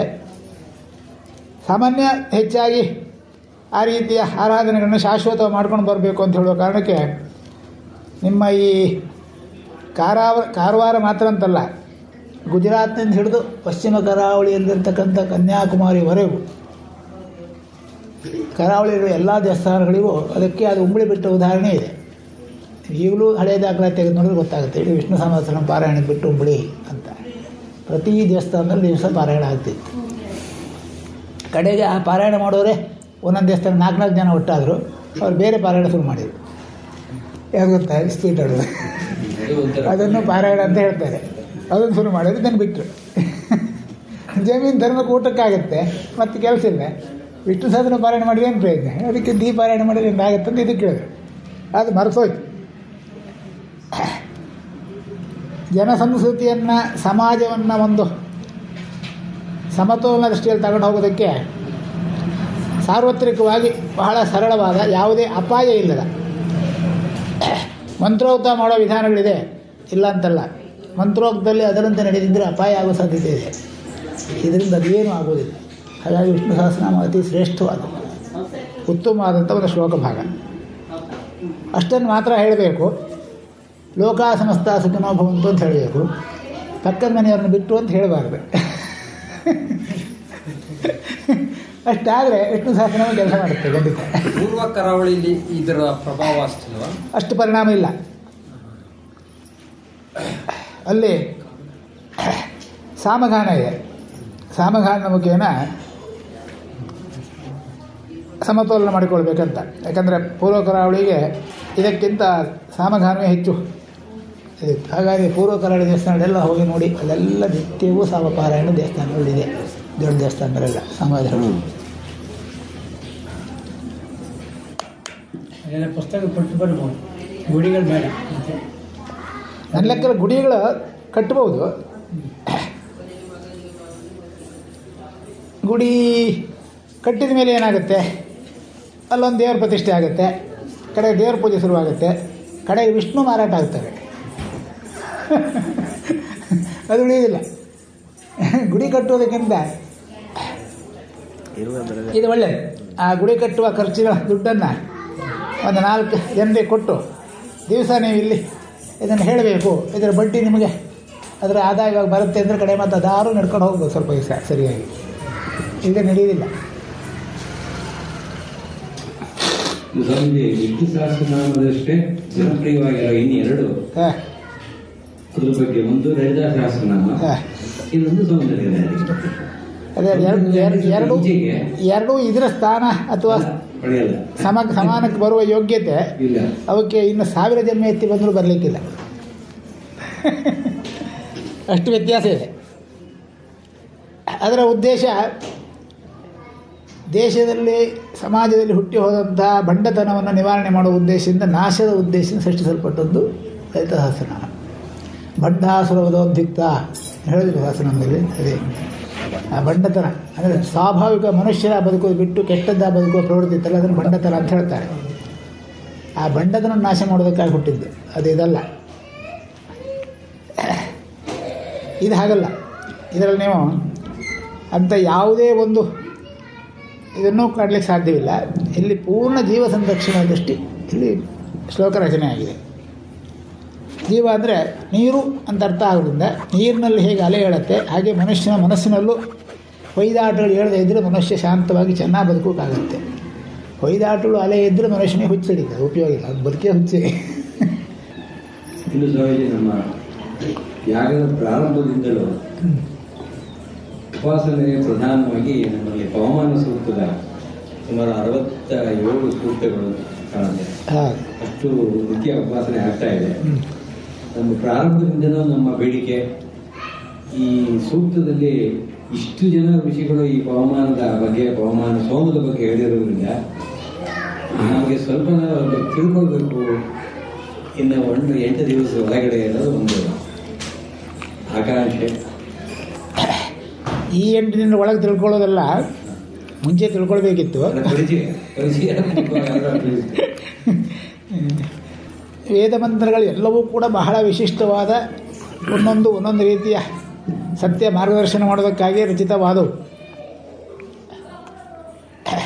ಆದರೆ ಪವಮಾನ ಮಂತ್ರ ಅದು ಒಂದು ಮಂತ್ರ ಒಂದು ರೀತಿಯಲ್ಲ, ಹಲವು ರೀತಿಯ ಸತ್ಯ ದರ್ಶನವನ್ನು ಮಾಡೋದಕ್ಕೆ ಶಕ್ತಿ ಹೊಂದಿದೆ. ಅದು ಚಿಕಿತ್ಸೆ ಕೊಡ್ತದೆ, ಮನಸ್ಸಿಗೆ ಸಮಾಧಾನ ಕೊಡುತ್ತೆ, ಆರ್ಥಿಕತೆಯನ್ನು ಸರಿದಾರಿಯಲ್ಲಿ ತಗೊಂಡೋಗುವಂತೆ ಮಾಡುತ್ತೆ. ಮನುಷ್ಯನಿಗೆ ದುಡಿಮೆ ಆಗೋದು ಮುಖ್ಯ ಅಲ್ಲ, ದುಡಿದದ್ದು ಸದ್ವಿನಿಯೋಗ ಆಗುವಂತೆ ಮಾಡಬೇಕಾದ್ರೆ ಆ ಮಂತ್ರಗಳ ಶಕ್ತಿ ಇದೆ. ಸದ್ವಿನಿಯೋಗ ಆದರೆ ಆರ್ಥಿಕ ಕೊರತೆ ಬರೋದಿಲ್ಲ. ದುರ್ವಿನಿಯೋಗ ಆದಾಗ ಆರ್ಥಿಕ ಕೊರತೆ ಬರುವಂಥದ್ದು. ಸದ್ವಿನಿಯೋಗ ಆಗುವಂತೆ ಮಾಡುತ್ತೆ. ಒಟ್ಟಾರೆ ಅದು ಗೃಹಸ್ಥರಾಗಿ ಬದುಕುವ ಪ್ರತಿಯೊಬ್ಬನಿಗೂ ಒಂದು ರೀತಿಯಲ್ಲಿ ಎಲ್ಲವನ್ನು ಪೂರೈಸುವ ಒಂದು ಶಕ್ತಿ. ಹಾಗೆ ಮಂತ್ರ ಆರಂಭ ಆಗುವುದೇ ಸ್ವಾದಿಷ್ಟಯ ಮದಿಷ್ಟಯ ಪವಸ್ಯ ಸೋಮದಾರಯ ಇಂದ್ರ ಆಯಪಾತವೇ ಸುತಃ. ಬಲವು ತನ್ನ ಪರಿಸರವನ್ನು ಹೇಗೆ ಸಂರಕ್ಷಣೆ ಮಾಡುತ್ತೆ ಹಾಗೆ ಇಂದ್ರನು ತನ್ನ ಮಕ್ಕಳಂತೆ ನಮ್ಮನ್ನು ಸಂರಕ್ಷಣೆ ಮಾಡಲಿ. ಬಲ ಸಂರಕ್ಷಣೆ ಮಾಡ್ತೀವಿ, ಬಲ ಇದ್ದದ್ದು ಸಂರಕ್ಷಣೆ ಮಾಡೋಕ್ಕಾಗ್ತದೆ, ಇದರ ಆಗೋದಿಲ್ಲ. ಸ್ವಾಧುವು ಮಧುವು ಆದಂಥ ಜೀವನ ಸಮಾಜಕ್ಕೆ ಒದಗಿಸೋದಕ್ಕಾಗಿ ಈ ಮಂತ್ರಗಳ ಸಂಯೋಜನೆ ಆಗಿದೆ ಅಂತ ಹೇಳುತ್ತೆ. ಕೊನೆಯಲ್ಲಿ ಕ್ಷೀರಂ ಸತ್ಯ ಮಧುವುದಕ್ಕಂತಷ್ಟು ಮಂತ್ರ ಹೇಳಿ ಕೊನೆಯಲ್ಲಿ ಹೇಳೋದು ಅದೇ. ಎಲ್ಲದರಲ್ಲೂ ಮಧುವನ್ನು ಕಾಣುವಂಥ ಶಕ್ತಿ ಕೊಡುವುದಕ್ಕೆ ಈ ಮಂತ್ರಗಳು ಇದೆ. ಇಡೀ ಜೀವನ ಮಧುಯುಕ್ತವಾಗಿರುತ್ತೆ, ಸದೃಢವಾಗಿರುತ್ತೆ, ಪೌಷ್ಟಿಕವಾಗಿರ್ತದೆ. ಜೇನುತುಪ್ಪ ತಿನ್ನಬೇಕಂತಿಲ್ಲ, ನೀರು ಕುಡಿದ್ರೆ ಸಾಕು, ಅದು ದೇಹಕ್ಕೆ ಬಾಯಾರಿಕೆ ನಡೆಸುತ್ತೆ. ಜೇನುತುಪ್ಪ ಬಾಯಾರಿಕೆ ಇರುತ್ತೆ. ತೀರಾ ಬಾಯಾರಿದ್ರೆ ನೀವು ಆಯುರ್ವೇದದಲ್ಲಿ ಹೇಳ್ತೀರಿ, ವಿಪರೀತ ಬಾಯಾರಿಕೆ ಆಗ್ತಾಯಿದೆ ಡಾಕ್ಟ್ರ್ ಅಂತ ಹೇಳಿದ್ರೆ ಒಂದು ಚಮಚ ಜೇನುತುಪ್ಪ ಹಾಕೊಂಡು ನೀರು ಕುಡೀರಿ, ಬಾಯಾರಿಕೆ ಕಡಿಮೆ ಆಗುತ್ತೆ ಅಂತ. ಬಾಯಾರಿಕೆ ಕಡಿಮೆ ಆಗಬೇಕಂತಿಲ್ಲ, ಅವನು ಯಾವುದೋ ಕಾಯಿಲೆ ಕಾರಣದ ವಿಪರೀತ ನೀರು ಕುಡಿಯುವ ಇದು ಬರುತ್ತೆ, ಆಗ ಮಾತ್ರ ಜೇನುತುಪ್ಪ, ಇಲ್ಲದ್ರೆ ಬಾಯಾರಿಕೆ ಬೇಕು. ಯಾವಾಗ ಮನುಷ್ಯನಿಗೆ ದಾಹವಿಲ್ಲ, ಚಿಂತನೆ ಎಲ್ಲ ಹೋಯಿತು. ದಾಹವೇ ಚಿಂತನೆ ಮತ್ತೊಂದು ಭಾಗ ಹೋಗ್ತಾನೆ. ದಾಹವಿದ್ದವನು ಏನಾದರೂ ಕಲಿಬೇಕಂತ ಪ್ರಯತ್ನ ಪಡೋದು, ಇಲ್ಲದ್ರೆ ಬರೋದಿಲ್ಲ. ಆಗ ದಾಹ ನಿಲ್ಲಬಾರದು. ಅದು ವಿಕೃತ ದಾಹವಾದಾಗ ಮಾತ್ರ ನೀರೇ ಕುಡಿಯಲು ಪರಿಹಾರ ಅನ್ನೋ ಹಂತಕ್ಕೆ ಬಂದಾಗ ಅದು ದಾಹ, ಅದು ಉಪಶಮನ ಮಾಡಬೇಕಾದ್ದು. ಅದಕ್ಕೆ ಒಂದು ಚಮಚ ಜೇನುತುಪ್ಪ ಹಾಕೊಂಡು ಕುಡಿ ಅಂತಾರೆ. ಅಥವಾ ಒಂಚೂರು ಹಾಲು ಮಜ್ಜಿಗೆ, ನೀರು ಮಾಡಿ ಹಾಲನ್ನು ಕುಡಿಯೋದು, ಆಗಲೂ ದಾಹ ಅಂತ ಮಾಡುತ್ತೆ. ಅದೇ ಥರ ಇನ್ನು ವಿಕೃತಿಯಾಗಿ ದಾಹವೇ ಹೆಚ್ಚಾಗಿ ನೀರು ಕುಡಿದ್ರೆ ಒಳಗೆ ಹೋಗೋದ ಸ್ಥಿತಿ ಬರ್ತದೆ. ಆಗ ಒಂದು ಚಮಚ ತುಪ್ಪ ತಿಂದುಬಿಟ್ಟು ನೀರು ಕುಡಿ ಅಂತಾರೆ, ಆಗ ನೀರು ಒಳ್ಳೆ ಇಳಿಯುತ್ತೆ. ಅದೇ ಕ್ಷೀರಂ ಸ್ವಲ್ಪ ಮಧುವುದಕ್ಕೆ ಇಷ್ಟಮತ್ತೇನಿಲ್ಲ, ಚಿಕಿತ್ಸೆಯಲ್ಲಿ ಹೇಳಿದ್ದು, ಚಿಕಿತ್ಸೆ ಮಾಡುತ್ತೆ. ಹಾಗೆ ಇಡೀ 612 ಮಂತ್ರಗಳು ಬಹಳ ವಿಶಿಷ್ಟವಾದ ಈ ವಿಚಾರವನ್ನು, ಚಿಕಿತ್ಸೆ, ನಿಮ್ಮ ಬೌದ್ಧಿಕತೆ ಬೆಳವಣಿಗೆ, ಆರ್ಥಿಕ ಬೆಳವಣಿಗೆ ಎಲ್ಲದಕ್ಕೂ ಆಗತಕ್ಕಂಥ ಮಂತ್ರ ಪುಂಜಗಳಂದರೆ ಪವಮಾನ ಮಂತ್ರ. ಉತ್ತರ ಭಾರತದಲ್ಲೇ ಇದೆ, ಆದರೆ ಇಷ್ಟು ಮಟ್ಟಿಗಿಲ್ಲ. ದಕ್ಷಿಣ ಭಾರತದಲ್ಲಿ ಈಗ ಒಂದು 50 ವರ್ಷ ಹಿಂದೆಗೂ ಕೂಡ ಪವಮಾನ ಒಂದು ಕಲೀಲಿಲ್ಲ ಅಂದರೆ ಅವನು ಬ್ರಾಹ್ಮಣನೇ ಅಲ್ಲ. ಹೌದಲ್ಲ, ಅಷ್ಟು ಚಾಲ್ತಿ ಇತ್ತು. ಯಾಕಂದರೆ ಪವಮಾನ ಅಂತ ಹೇಳಬಾರ್ದು, ನಾವು ಉಪಯೋಗ ಇಲ್ಲ. ಈಗೇನು ಕಡಿಮೆ ಆಗಿದೆ ಸರ್. ಕಡೆಗೆ ರುದ್ರಕ್ಕೆ ಬಂತದ್ದು ಪವಮಾನ ಬಿಟ್ಟು, ಯಾಕಂದ್ರೆ ಕಡಿಮೆ ಆಗುತ್ತಲ್ಲ ಮಂತ್ರ ಅಂತೇಳಿ. ಅಲ್ಲ, ಪವಮಾನ ಮಂತ್ರದ ಒಂದು ಶ್ಲೋಕವಾರು ಹೇಳಿ ದಿವಸಕ್ಕೆ ಅಭಿಷೇಕ ಮಾಡಬೇಕು, ಒಂದು ಮಂತ್ರವಾರು ಹೇಳಿ ಅಭಿಷೇಕ ಮಾಡಬೇಕಂತಿತ್ತು ದೇವರಿಗೆ. ಇದರ ಪಠಣ ಅಭಿಷೇಕ ಹಾಂ, ಮನೇಲಿ ದೇವ್ರ ಪೂಜೆ ಮಾಡುವಾಗ ಪವಮಾನ ಮಂತ್ರ ಒಂದು ಹೇಳಬೇಕು ಅಂಥೇಳಿ ಅಷ್ಟು ಬಟ್ಟೆ ಇತ್ತು. ಮತ್ತು ಅದರ ಮಹತ್ವವು ಕೂಡ ಎಲ್ಲರಲ್ಲೂ ಜನಜನಿತವಾಗಿತ್ತು. ನಿಧಾನ ಬಿಟ್ಟು ಹೋಗಿ ಪವಮಾನ ಮಂತ್ರ ಬರೇ ಆಂಜನೇಯನಿಗಂತ ಹೋಯ್ತು, ಅವಮಾನ ಮಂತ್ರ ಆಯಿತು. ತುಂಬ ವಿಶಿಷ್ಟವಾದದ್ದು ಅದರ ಮಂತ್ರ ಸಂಯೋಜನಾ ಶಕ್ತಿ ಅದ್ಭುತ, ಅಗಾಧ. ನಿಧಾನವಾಗಿ ಅದು ಬೇರೆ ರೀತಿಯಲ್ಲಾಗಲಿ ಬಳಕೆ ಬರ್ತಾ ಇದೆ. ಹಾಗೆ ಮುಂದೆ ಕಡೆ ಸತ್ಯ ಅರ್ಥ ಆಗಿ ಸರಿಯಾದ ರೀತಿ ಬಳಕೆ ಬರ್ಬೋದು. ಸ್ವಲ್ಪ ಕಾಯಬೇಕು ಆಶಾವಾದಿಗಳಾಗಿ. ಮಂತ್ರ ಸೂಕ್ತ ಇವುಗಳ ವಿಚಾರದಲ್ಲಿ ಈ ರುದ್ರ ಈ ತತ್ವದ ಬಗ್ಗೆ ವೈಯಕ್ತಿಕವಾಗಿ ನನಗೆ ಎಲ್ಲರ ವಿಷಯ ಒಂದು ಸರಿಯಾದಂತಹ ಒಂದು ಇದು ಸಿಕ್ಕಿಲ್ಲ ನನಗೆ. ಈಗ ರುದ್ರ ಮಂತ್ರವನ್ನೇ ನಾವು ನೋಡಿದಾಗ ಕೂಡ ಒಂದು ಸ್ಪಷ್ಟತೆ ಸಿಗೋದಿಲ್ಲ. ನಾವು ಶಿವನನ್ನ ಆರಾಧನೆ ಮಾಡಿದಾಗಿಲ್ವ ಅಥವಾ ಶಿವನನ್ನ ಇನ್ನೊಂದು ರೂಪವನ್ನ, ಅದು ರೌದ್ರ. ಈಗ ಆಯುರ್ವೇದದಲ್ಲಿ ಉದಾಹರಣೆಗೆ ಜ್ವರ ಇತ್ಯಾದಿಗಳನ್ನ ರುದ್ರದ ಕೋಪ ಅಂತ ವಿವರಣೆ ಮಾಡ್ತಾರೆ. ಅದೊಂದು ಪೌರಾಣಿಕ ಹಿನ್ನೆಲೆಯಲ್ಲಿ. ಸೊ ಈ ರೀತಿ ಒಂದು ರಾಜಸಿಕ ಪ್ರಧಾನವಾದ ರೂಪವನ್ನ ನಾವು ಯಾಕೆ ಆರಾಧನೆ ಮಾಡ್ತೀವಿ? ಅದು ನಾವು ತಿಳ್ಕೊಂಡಿರೋದು ತಪ್ಪು.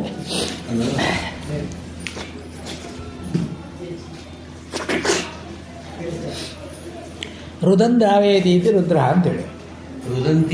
ರುದನ್ ದ್ರಾವೇತಿ ಇತಿ ರುದ್ರ. ಎಲ್ಲಿ ಕಷ್ಟ ಇದೆ ಅಂತ ಆರ್ತನಾದ ಇರ್ತದೆ ಅಲ್ಲಿ ತಕ್ಷಣ ಸ್ಪಂದಿಸುವವನು ರುದ್ರ. ರುದ್ರ ಅಂದರೆ ಅಕರಾಳ ವಿಕರಾಳ ಭಯಂಕರ ರೂಪ ಅಲ್ಲ, ಗೊತ್ತಾಯ್ತಲ್ಲ. ಎಲ್ಲರ ಕಲ್ಪದಲ್ಲಿ ರುದ್ರ ಅಂದರೆ ಒಂಥರ ಭಯಂಕರ ಸ್ವರೂಪ, ರಾಕ್ಷಸ ಅಂತ ಅರ್ಥ ಇದೆ ಅಲ್ಲ. ರುದ್ರ ಬೇರೆ, ರೌದ್ರ ಬೇರೆ. ಎಲ್ಲಿ ಕಷ್ಟದ ಆರ್ತನಾದ ಇದೆ, ಎಲ್ಲಿ ಕಷ್ಟ ಅಂತೇಳಿ ಬೇಡಿಕೆ ಇದೆ, ಅಲ್ಲಿಗೆ ತಕ್ಷಣ ಸ್ಪಂದಿಸಿ ಸಹಾಯ ಮಾಡುವವನು ರುದ್ರ ಅಂತ ಅರ್ಥ. ಆಗ ನಮಗೆ ನಿಮ್ಮ ಪ್ರಶ್ನೆಗೆಲ್ಲ ಉತ್ತರ ಸಿಕ್ಕಿರ್ಬೋದು. ಇಷ್ಟೇ, ಮತ್ತೇನಿಲ್ಲ. ಗೊತ್ತಾಯ್ತಲ್ಲ. ಅದರಲ್ಲಿ ಅದನ್ನು ಏಕಾದಶ ರುದ್ರರು ಅಂದರು. 10 ವಿಧದ ರುದ್ರ ಅಂತ ಹೇಳುವಂಥ ಅಂದರೆ ರಥಗಳು, ಕಷ್ಟಗಳು, 10 ಭಿನ್ನ ಭಿನ್ನವಾದ ಕಷ್ಟಗಳಿಗೆ ಈ ಮಾನವ ಜೀವಿ ನಿರಂತರ ಸಿಗ್ತಾ ಇರ್ತಾನೆ. ಒಂದಲ್ಲ ಒಂದು ಸಮಸ್ಯೆಗಳು ಸಿಗ್ತಾ ಇರ್ತವೆ. ಒಟ್ಟು 10 ವಿಧಗಳು. ಅದು ಯಾವುದು ಸಿಕ್ಕಿದ್ರೂ ಆ ರುದ್ರನ ಉಪಾಸನೆಯಿಂದ ಅದಕ್ಕೆ ಪರಿಹಾರ ಪಡ್ಕೊಳ್ಬೋದು ಅನ್ನೋದಕ್ಕಾಗಿ ಅದು ರುದ್ರ. 11ನೇದು ಮುಕ್ತಿ, ಅದಾಮ ಕೊಡೋದು ಹೇಗೂ ಅದು ಬೇರೆ. ಈ 10ಕ್ಕೆ ವಿಮೋಚನೆ ತಗೊಳ್ಬೇಕು, 11ನೇದು ಪ್ರಾಪ್ತಿ ಮಾಡ್ಕೊಳ್ಬೇಕು. ಅದು ರುದ್ರ ಉಪಾಸನೆಯ ಉದ್ದೇಶ, ಹಿನ್ನೆಲೆ. ಅದು ರುದ್ರ ಮಾಡಿಬಿಟ್ಟು ಏನೋ ಅರ್ಥ ಮಾಡಿದರೆ ಹೀಗೆಲ್ಲ ಆಯ್ತಷ್ಟೇ. ಎಲ್ಲ ವೇದಗಳಲ್ಲೂ ರುದ್ರ ಇದೆ. ಯಜುರ್ವೇದದ ರುದ್ರ ಈಗ ಚಾಲ್ತಿಯಲ್ಲಿ ಹೆಚ್ಚು ಬಳಕೆಯಲ್ಲಿದೆ. ಋಗ್ವೇದಲ್ಲೂ ರುದ್ರ ಬರ್ತದೆ, ರುದ್ರ ಮಂತ್ರಗಳೇ ಬರ್ತದೆ ತುಂಬ. ಅದು ಋಗ್ವೇದೀಯ ರುದ್ರ.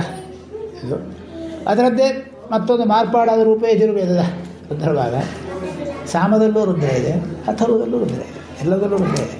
ಎಲ್ಲ ಒಂದೊಂದು ಮಾರ್ಪಾಡಾಗಿ ಬೇರೆ ಬೇರೆ ರೀತಿಯಲ್ಲಿ ಅದನ್ನು ಉಪಾಸನೆ ಮಾಡೋ ವಿಧಾನ ಒಂದೊಂದು ವೇದವು ಒಂದೊಂದು ರೀತಿಯಲ್ಲಿ ಹೇಳ್ಕೊಂಡು ಹೋಯಿತು. ಅಷ್ಟುಬಿಟ್ಟರೆ ಎಲ್ಲವೂ ಸಮಾನವೇ. ತೀರಾ ಅನಿವಾರ್ಯವಾದ ಕಷ್ಟ ಸಮಸ್ಯೆಗಳು ಬಂದರೆ ಬೇರೆ ಎಲ್ಲರಿಗಿಂತ ಸುಲಭದಲ್ಲಿ ಅದು ನಮ್ಮನ್ನು ರಕ್ಷಿಸುತ್ತೆ.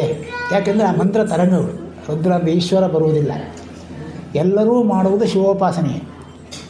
ನೀವು ನಾರಾಯಣ ಅಂದರೂ ಶಿವನೇ, ಹರಿ ಅಂದರೂ ಶಿವನೇ, ಶಂಕರ ಅಂದರೂ ಶಿವನೇ. ಶಿವ ಅಂದರೆ ಎಲ್ಲರೂ ಬೇಡುವುದು ಶಿವನನ್ನೇ. ಶುಭ ಶಿವ ಅಂದರೆ ಶುಭ ಬೇಡದೆ ಕೆಟ್ಟದ್ದು ಬೇಡ್ತಾರೆ ಹೇಳಿದ್ರು ಇಲ್ಲ. ಹಾಗಾಗಿ ಎಲ್ಲರೂ ಮಾಡೋದು ಶುಭಾಸನೆ, ಶಿವೋಪಾಸನೆ, ಶುಭೋಪಾಸನೆ ಅಂತ. ಶಿವ ಅಂದರೆ ಶುಭ ಅಂತ ಅರ್ಥ.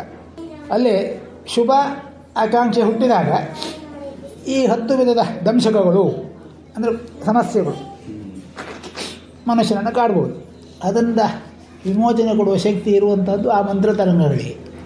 ಹಾಗಾಗಿ ಅದನ್ನು ಹೇಳಿ. ಹಾಗಾಗಿ ನಿತ್ಯ ಇದನ್ನು ಅಭಿಷೇಕಕ್ಕೆ ಬಳಸುವ ಬಳಕೆ ಬಂತು. ಪವಮಾನ ಬಿಟ್ಟು ಹೋದ್ಮೇಲೆ ಅದೇ ಪವಮಾನ ಅದು ಋಗ್ವೇದದ್ದು, ನಾವು ಹೇಳಬಾರ್ದು ಅಂತ ಹೇಳುವ ಯಜುರ್ವೇದಿಗಳ ವಾದಕ್ಕೆ. ಅರ್ಥ ಆಯ್ತಾ? ನಾವು ಋಗ್ವೇದಿಗಳು ನಿತ್ಯ ಯಜುರ್ವೇದದ ರುದ್ರವನ್ನು ಪಾರಾಯಣ ಮಾಡ್ತೀವಿ. ಅಲ್ಲ, ಮುನಿಯೊತ್ತಿಗೆ ಇದ್ದರೆ ಹೇಳಿದ್ನ.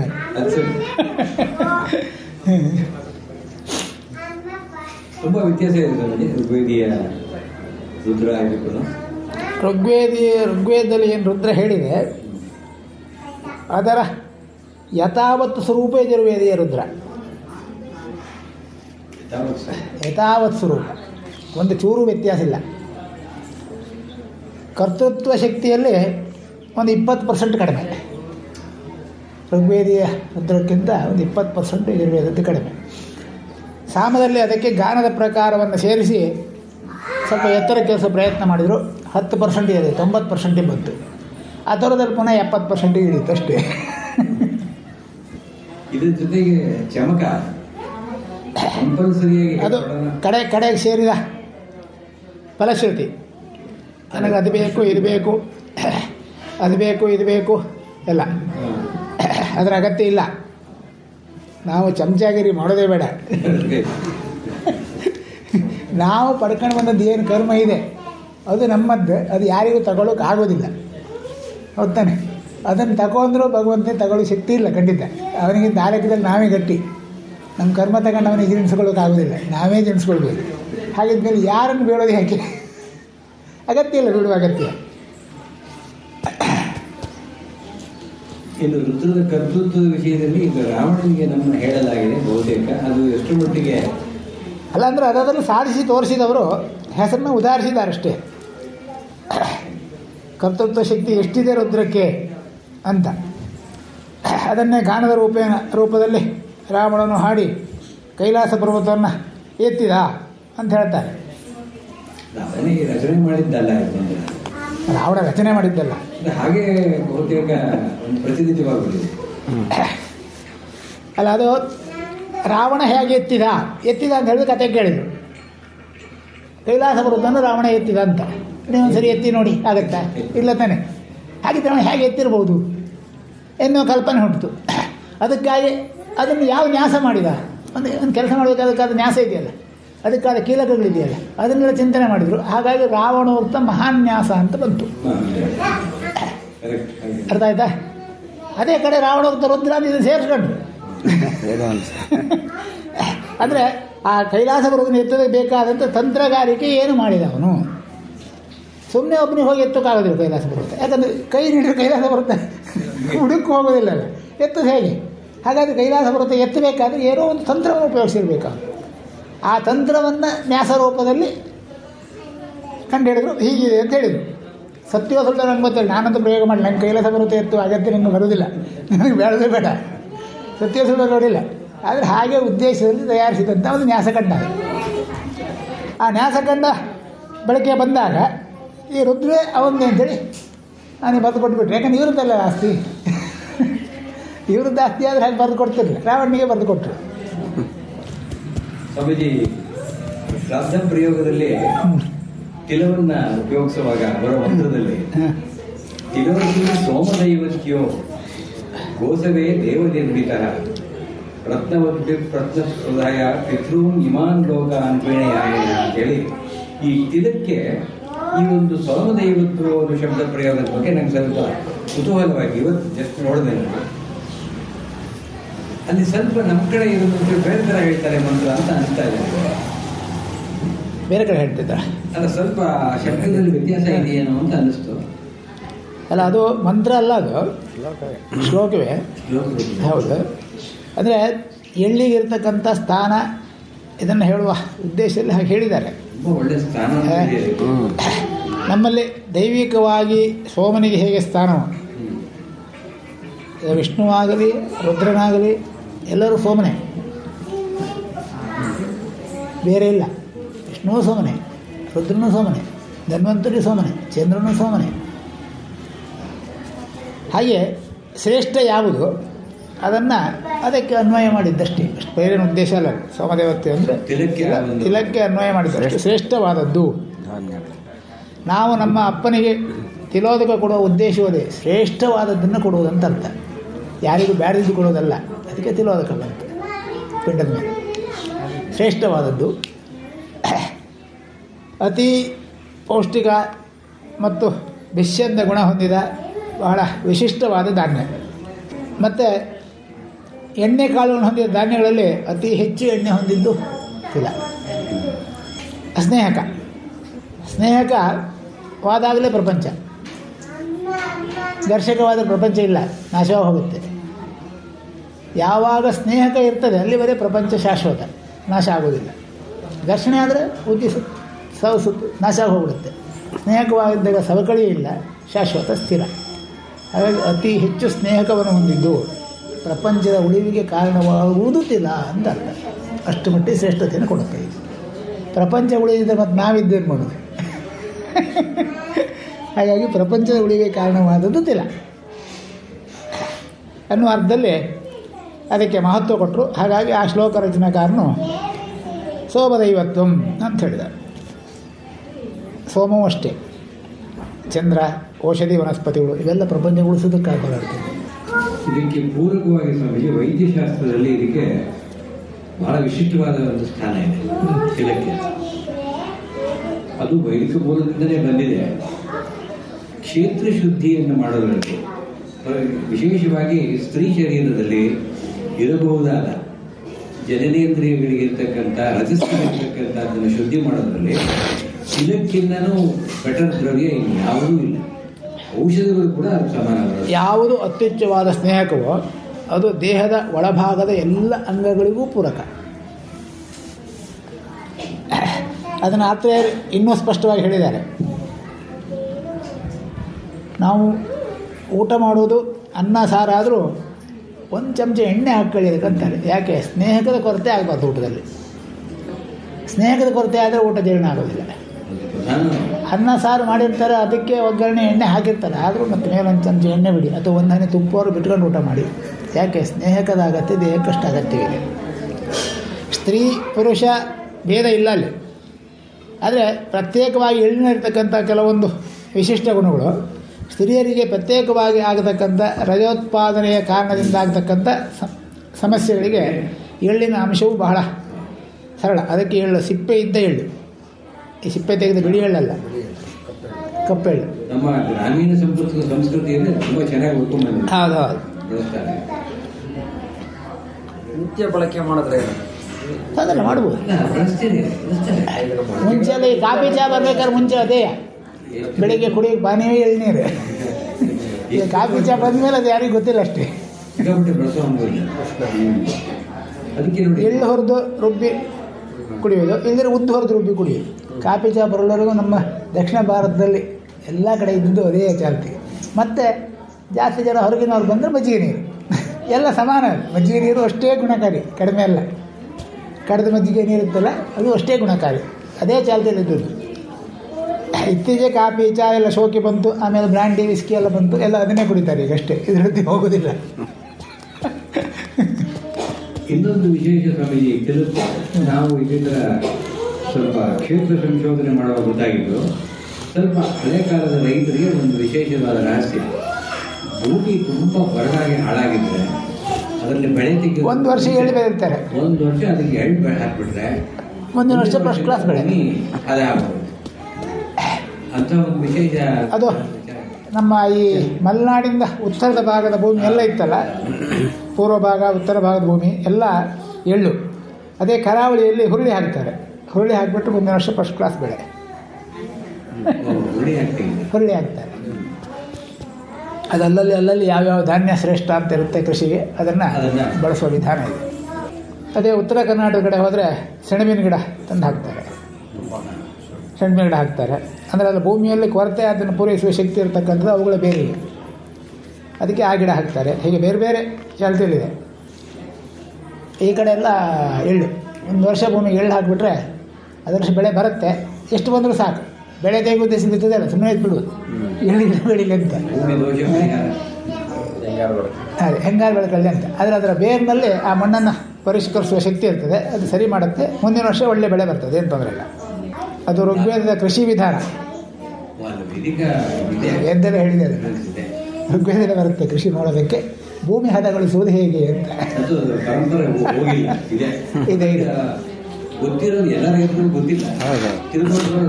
ಅಲ್ಲ, ಕೆಲವು ರೈತರಿಗೆಲ್ಲ ಈಗ ಬೆಳೆ ಚೆನ್ನಾಗಬಾರ್ದಿದ್ರೆ ಇನ್ನೊಂದು ಚೀಲ ಯೂರಿಯಾ ಹಾಕ್ಬಿಡೋದು, ಯೂರಿಯಾ ಹೆಚ್ಚು ಹಾಕ್ಬಿಡೋದು.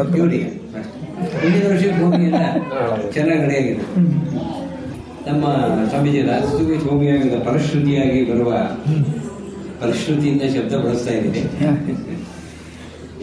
ಯಾವ ಜನ್ಮವನ್ನು ತಗೊಂಡು ಬರುವ ಈ ಆತ್ಮಗಳು ನಾನು ಈ ರೀತಿ ಹೇಳೋದಕ್ಕೆ ಬಯಸ್ತೀನಿ. ಅದನ್ನ ಮುಂದಿನ ಅಂದರೆ ಇದನ್ನು ನೀವು ಒಂದು ಶಬ್ದ ಬದಲಾಯಿಸ್ಬಿಡಿ, ಉದ್ದೇಶ ಅಂತೇಳಿ, ಫಲಶ್ರುತಿ ಅಲ್ಲ. ಬೇಡ, ಸದ್ಯಕ್ಕೆ ಹಂಗೆ ಹೇಳಬೇಕು.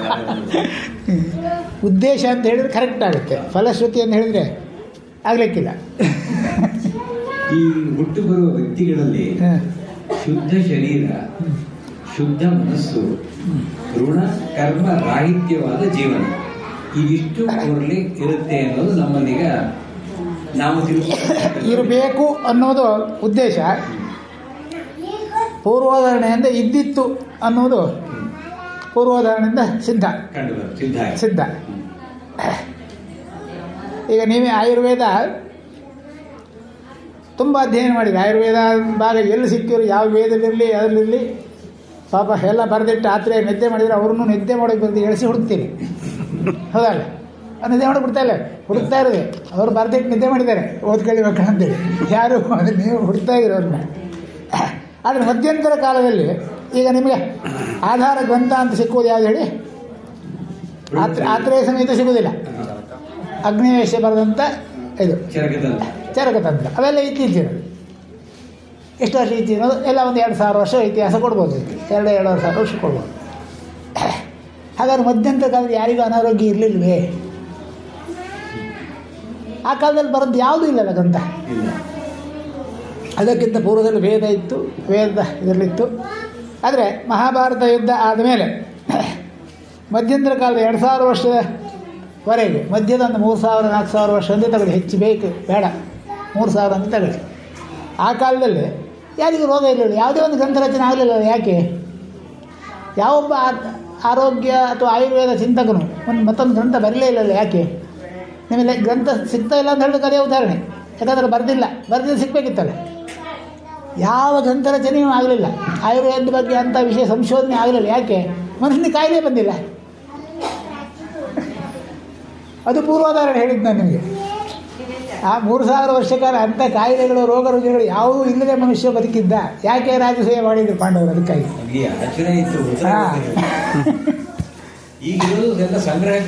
ಸಂಗ್ರಹ ಗ್ರಂಥಗಳು. ಮಧ್ಯಂತರ ಕಾಲದಲ್ಲಿ ಯಾವುದೇ ಗ್ರಂಥ ರಚನೆ ಆಯುರ್ವೇದಕ್ಕೆ ಸಂಬಂಧಪಟ್ಟ ಆಗಲಿಲ್ಲ. ಹಾಗಾಗಿ ಆಯುರ್ವೇದ ಒಂಥರ ಕಣ್ಣಿತ್ತು ಕುರುಡಾಗಿ ಮುಂದೆ ಬಂತು.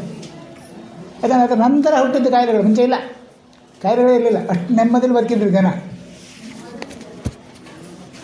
ಅರ್ಥ ಮಾಡಿ, ಆಲೋಚನೆ ಮಾಡಿ ನೋಡಿ. ನಿಮ್ಗೆ ಆಯುರ್ವೇದ ಗ್ರಂಥಗಳು ಒಂದು ಅದ್ರ ಹಿಂದೆ ಸಿಕ್ಕೋದಿಲ್ಲ. ಸಿಕ್ಕೋದಿಲ್ಲ ಅಂದರೆ ಅಲ್ಲಿ ರಾಜಸೂಯ ಮಾಡಿದ್ದ, ಜನರಿಗೆ ಕಾಯಿಲೆಗಳೇ ಬರಲಿಲ್ಲ, ಎಲ್ಲ ಸಮರ್ಥರ ಬದುಕಿದ್ರು. ಹಾಗಾಗಿ ಆಯುರ್ವೇದ ಗ್ರಂಥ ರಚನೆ ಮಾಡುವ ಅಗತ್ಯ ಬರಲಿಲ್ಲ. ಬಂದಿರ್ತಾನೆ ಬರಲಿಲ್ಲ. ಹಾಗಾಗಿ ಅದು ಸುಭಿಕ್ಷಕಾರವಾಗಿತ್ತು ಅನ್ನೋದೇ ಅರ್ಥ. ಈಗ ಅಲ್ಲಿ ಹುಟ್ಟೋರು ಎಲ್ಲರೂ ಅಲ್ಲ, ಆದರೂ ಆದರೆ 2 ವಾಕ್ಯಗಳು ಯಾವ್ದು ಕರೆಕ್ಟ್ ಹೇಳಿ? ರಾಜಕೀಯ ಯಾಗ ಆದ್ಮೇಲೆ ಹುಟ್ಟೋ ಎಲ್ಲರೂ ಸತ್ಪ್ರಜೆಗಳಾಗಿ ಹುಟ್ಟಲ್ಲ, ಒಂದಷ್ಟು ಜನ ಮಾತ್ರ ಸತ್ಪ್ರಜೆಯಾಗಿ. ಅಲ್ಲ, ಯಾಕೆ ಅದ್ರ ಮೇಲೆ ಹುಟ್ಟೋರು ಎಲ್ಲರೂ ಅವರು ಸೀರಿಯಲ್ಲಿ ಬಂದಿರ್ತಾರಾ? ಯಾಗ ಪ್ರಯೋಗದಲ್ಲಿ ಎಲ್ಲರಿಗೂ ಕೊಡಲಿಕ್ಕೆ ಸಾಧ್ಯ ಇಲ್ಲ ಅನ್ನೋ ಅಲ್ಲ, ಒಂದು ಸಮಯ ವಿಧಿಸಿ ಎಲ್ಲರಿಗೂ ಒಂದೇ ಕೊಟ್ಟದ್ದು. ಒಂದು ಸಮಯ ವಿಧಿಸಿ ಎಲ್ಲರಿಗೂ ಒಂದೇ ಕೊಟ್ಟದ್ದು. ಸಮಯ ವಿಧಿಸಿ ಕೊಟ್ಟಿದ್ದಾರೆ. ಆ ಸಮಯದಲ್ಲಿ ಮೃತರಾದವರು ಮಾತ್ರ, ಆ ಆತ್ಮಗಳಿಗೆ ಮಾತ್ರ ಸಿಗುತ್ತೆ. ಹಿಂದೆ ಅವರೊಂದು ಸೀರಿಯಲ್ಲಿ ಸೇರಿಸಿ ಆಯ್ತಲ್ಲ. ಅದೇ ಸೇರಿಸಿದ ಮೇಲೆ ಒಂದೇ ತಾನೆ, ಸೇರಿಸಿ ಆಗೋಯ್ತಲ್ಲ. ಇನ್ನು ಹಳೆ ಬಾಕಿ ಯಾವ್ದಾರು ಇದ್ದರೆ ಅದು ಹಳೆ ಬಾಕಿ ಅವ್ರು ಮುಂದೆ ಕ್ಯೂನಲ್ಲಿ ಟಿಕೆಟ್ ತಗೊಳ್ಬೇಕಿತ್ತು, ತಗೊಂಡಿಲ್ಲ ಅವರು. ಹಾಗಾಗಿ ಹಳೆ ಬಾಕಿಗೆ ಸ್ಥಾನ ತಕ್ಷಣ ಸಿಕ್ಕುವುದಿಲ್ಲ. ಇವರಿಗೆ ಸಿಗುತ್ತೆ, ಇವ್ರು ಟಿಕೆಟ್ ತಗೊಂಡು ಆಗಿದೆ ಮುಂಚೆ.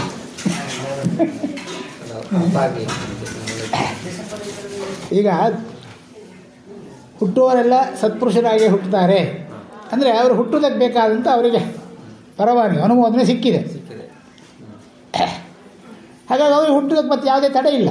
ಸರಿ, ಅದಕ್ಕಿಂತ ಹಿಂದೆ ಸತ್ತೋದವ್ರು ಇನ್ನೂ ಹುಟ್ಟಿಲ್ಲ ಅಂದರೆ ಅವ್ರಿಗೆ ಏನೋ ತಡೆ ಇರ್ತಾನೆ. ಹಾಗಾಗಿ ತಡೆಯನ್ನು ಮತ್ತೆ ಸ್ವಲ್ಪ ಮುಂದುವರಿಸ್ತದೆ.